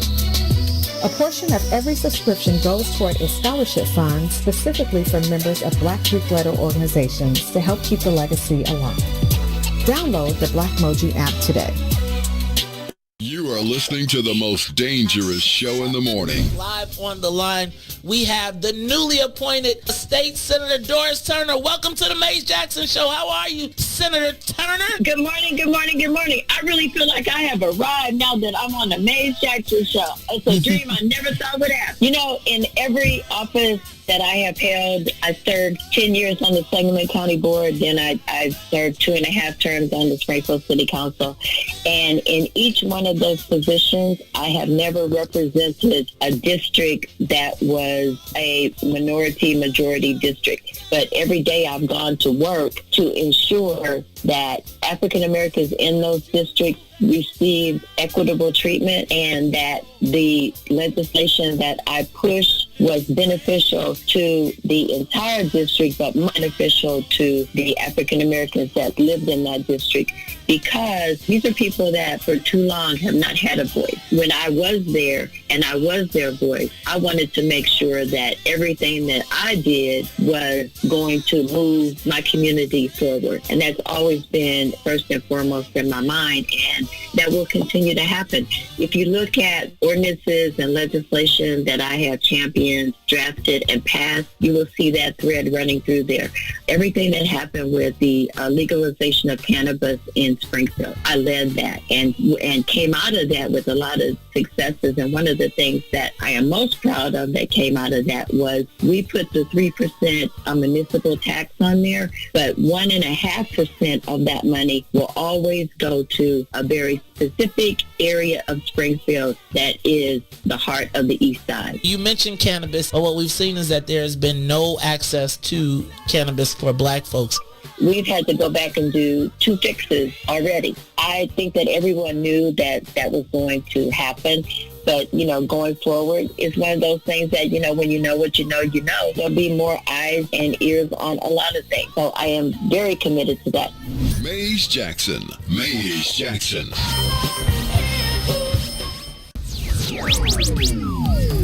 All right, well, Angela, Oya Fumike. As you know, this is I Do, I Did, I Don't on the What's in It for the Black People media. Start our way into this journey of divorce and healing. So we came together under a survival mentality, not under a friendship of being in love. First being friends and then being in love or growing in love. We came together under, we're trying to survive, we're two kids trying to survive.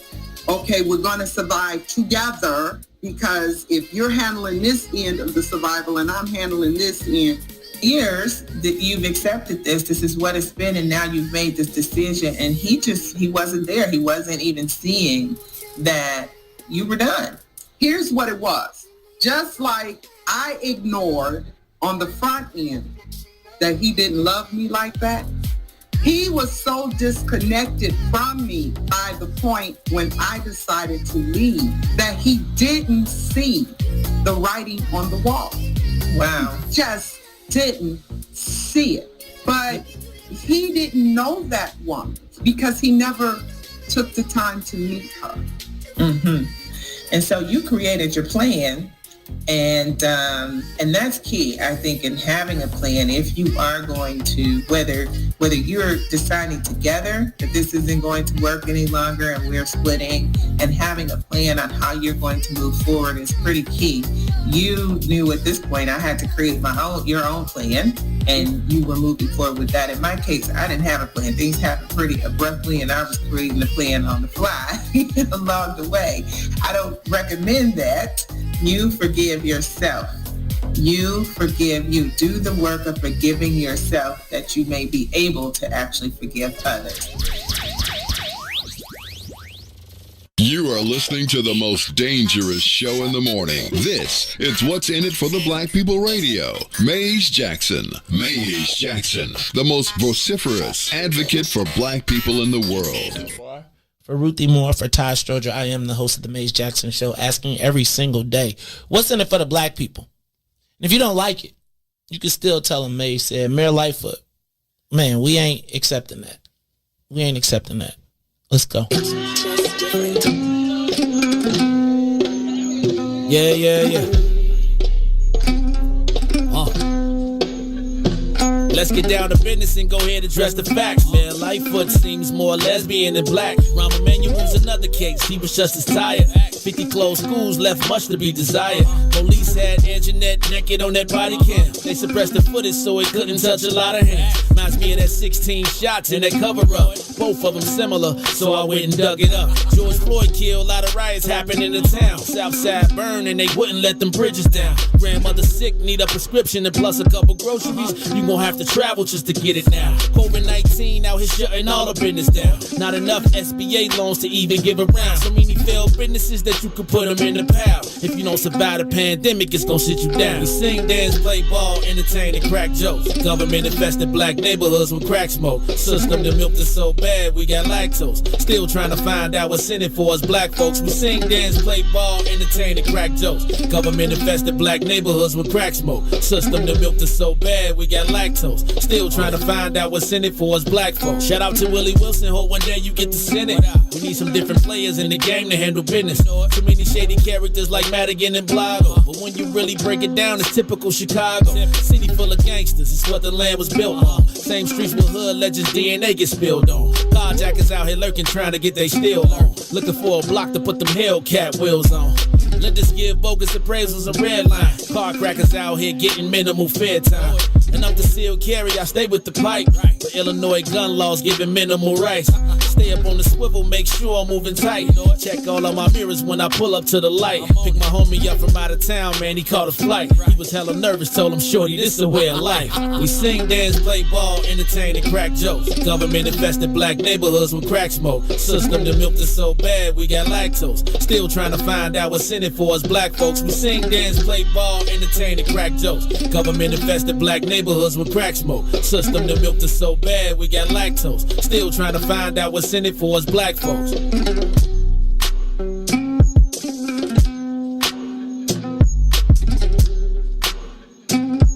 Wake up, Chicago!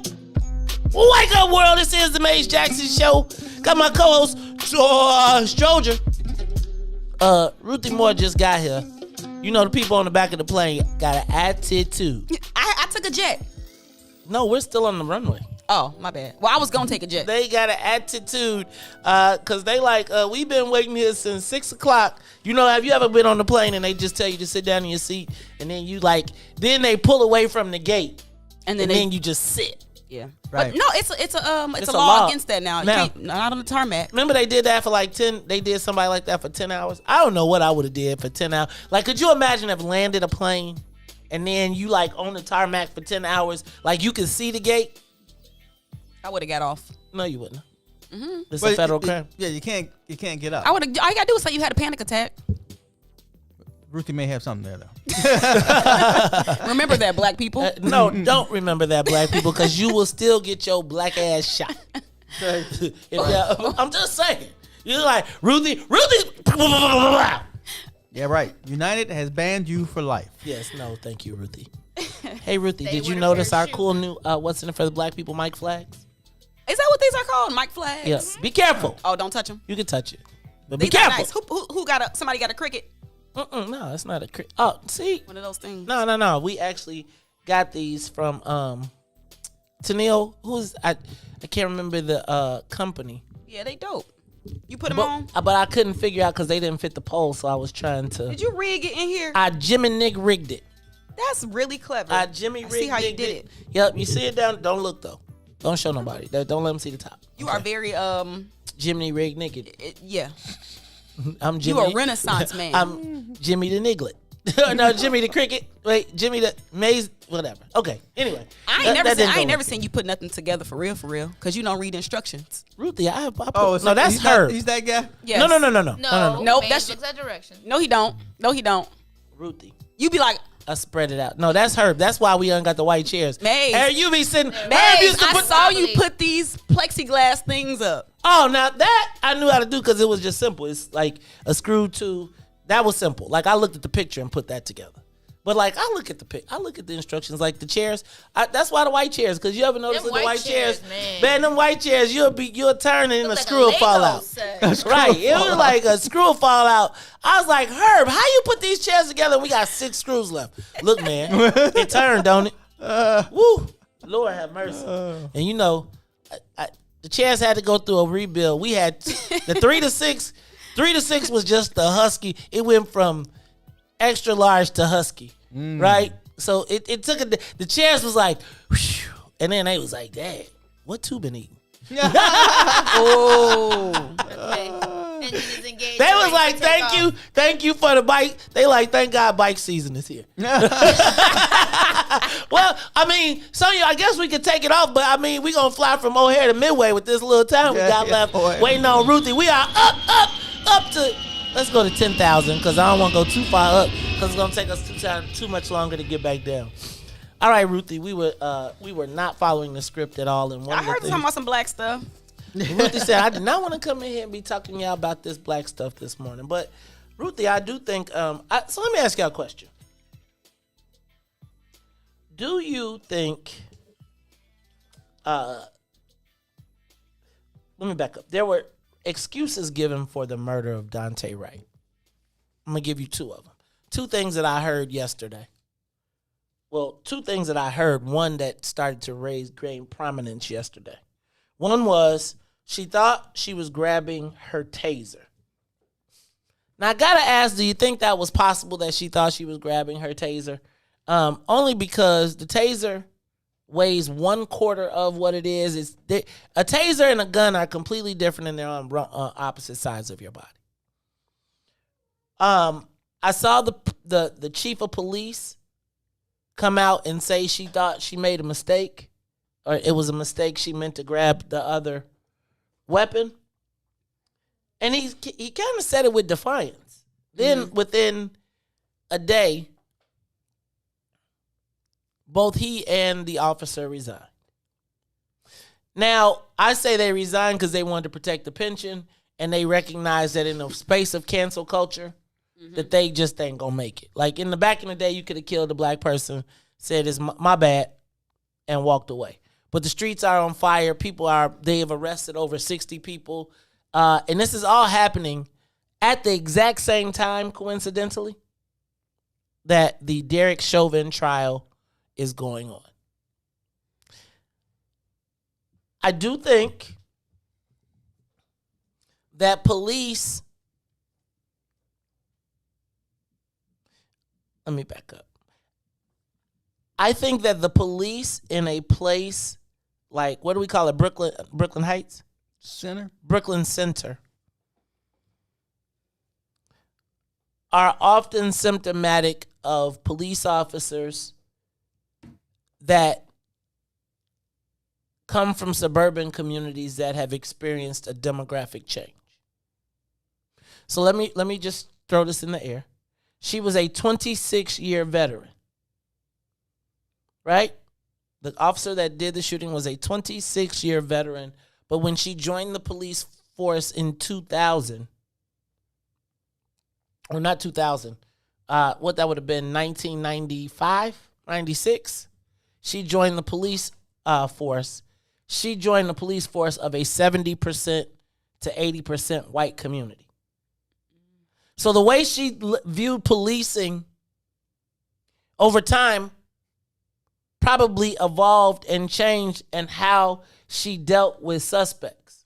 Now, it was also interesting to me that she was a training officer, which to me explains why she pulled the young man over. Right? Training officer is teaching you how to survive in this new environment, right? And now you think about her, and she saw that car, and she saw expired tags. Hey, young person. Hey, new officer. There is a suspect. And in our old form of policing, and remember in these towns, a lot of these places, their economies are built on taxing and fines and fees. Remember in Ferguson when we found out how people wound up going to jail in Ferguson because there were fines and fees and tickets, and they looked for black cars and black people with tint, and they gave them all these things, and they could even wind up in jail over tickets, fines, and fees. And as these municipalities change, they go from being officer friendly to officer enforcement. And all of these tickets and all of these stops add up to revenue, from court costs to court fees to the tickets to the fines to the fees, etc. So as I keep playing this story through my mind, I think of the white cop. That's what they call that's what they call a poor tax. Right. So you think about now, here is this white police officer who has seen her beloved town go from the classic white suburb of Minneapolis to this place where blacks, whites, and Asians are now the dominant. And so now they switch their mindset from being, hey, let us help you, to we are penalizing people for all of these things. So we know why Daunte gets stopped. Mm-hmm. He gets stopped because he got expired tags, and that expired tags is the opportunity for them to go through your car, and at minimum, make the town or township money. At maximum, put another black trophy on their wall. So I got to ask you. Now I got to ask you. So that's the first thing that we've heard. The second thing we've heard is that he should not have gotten back in his car. Now I'm going to tell you, full disclosure.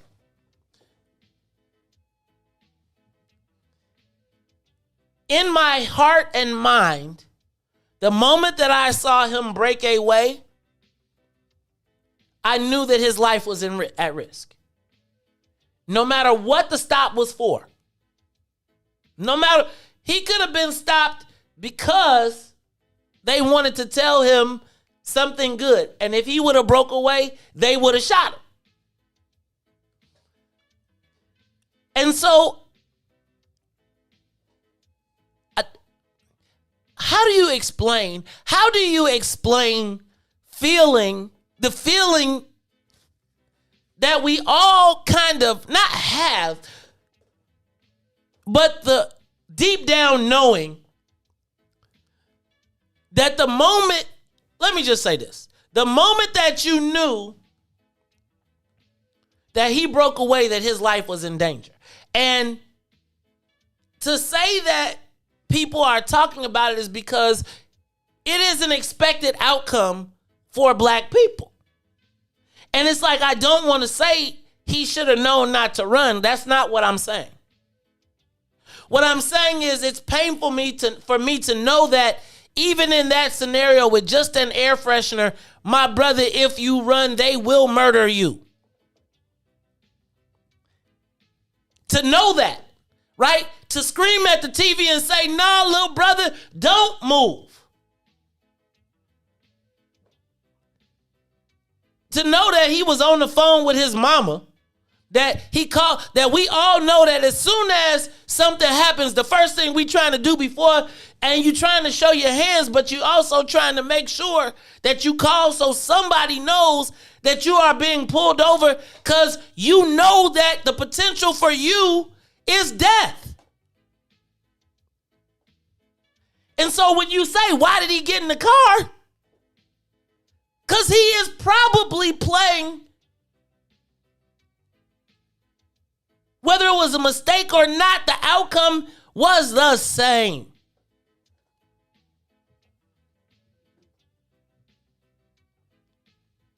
And then it makes me go back to our officer, Mr. I killed MFs. It makes me go back to those, and it makes me, when I looked at that police chief who was saying it was an accident, like, how you fix your mouth to even come out and say that? And he said it with an attitude. Mm-hmm. Like, this was a mistake. She meant to grab her. No, she is a 26-year veteran field training officer. What she was doing was training that person how to enforce white supremacy. How we deal with our Negroes around here. He got an air freshener. Whoop, there's your reason to stop him. Now, oh, by the way, so here's how it goes. Because, you know, I remember there was a judge that was running, and he did a presentation, and he said that, like, usually when something happens and somebody winds up in jail from a police stop, you can see how it progresses. It starts with they failed to signal to change lanes. Mm-hmm. So that's the first ticket. Then when you get over to failing to change lanes, then they look in and they see something else, and you get the next ticket. And then the next thing, you got 7, 8, 9 tickets. Let's say you don't die. Now you have now just created $2,000 worth of revenue for the city off the backs of who? It's the same reason why it's the same reason why black people get more bicycle tickets than anybody in the city. Now, where do Negroes don't even got dang on bike lanes? Or ride bikes because they know Negroes will hit them. If you rode a bike like a white boy rides a bike downtown, you would be dead on the south side of Chicago. If you don't get that bike up out my way. But I need for you to understand that this is what happened here. And I guess I want to contrast that with Adam Toledo. I want to contrast that with Adam Toledo, who apparently was working in conjunction with a 21-year-old shooter who was, according to the paper and according to some testimony, young Adam Toledo was with, I wrote his name down and I can't find it because I done got, where is it at? I want to say it's 21-year-old Ruben, we'll find his name. But anyway, Adam Toledo was out at 2:30 in the morning with a reputed gang member who was on videotape shooting and taking shots at a car and then running. Young Adam Toledo was caught with the gun by the Chicago police after being told to drop the gun and did not drop the gun. Young Adam Toledo was shot one time by the police officer, who then proceeded to give him, the heart chest compressions. I gotta ask you, is there a difference?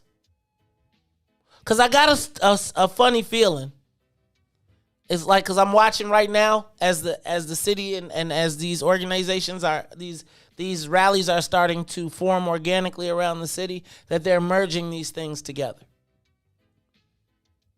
And I got to be honest with you, I don't think that the Adam Toledo scenario is in the same space as the Daunte Wilson space, or the Daunte Wright. Did we go away? I don't think it's the same as Daunte Wright. And I don't think it's the same as, something went wrong. I think it's that Bad Boys.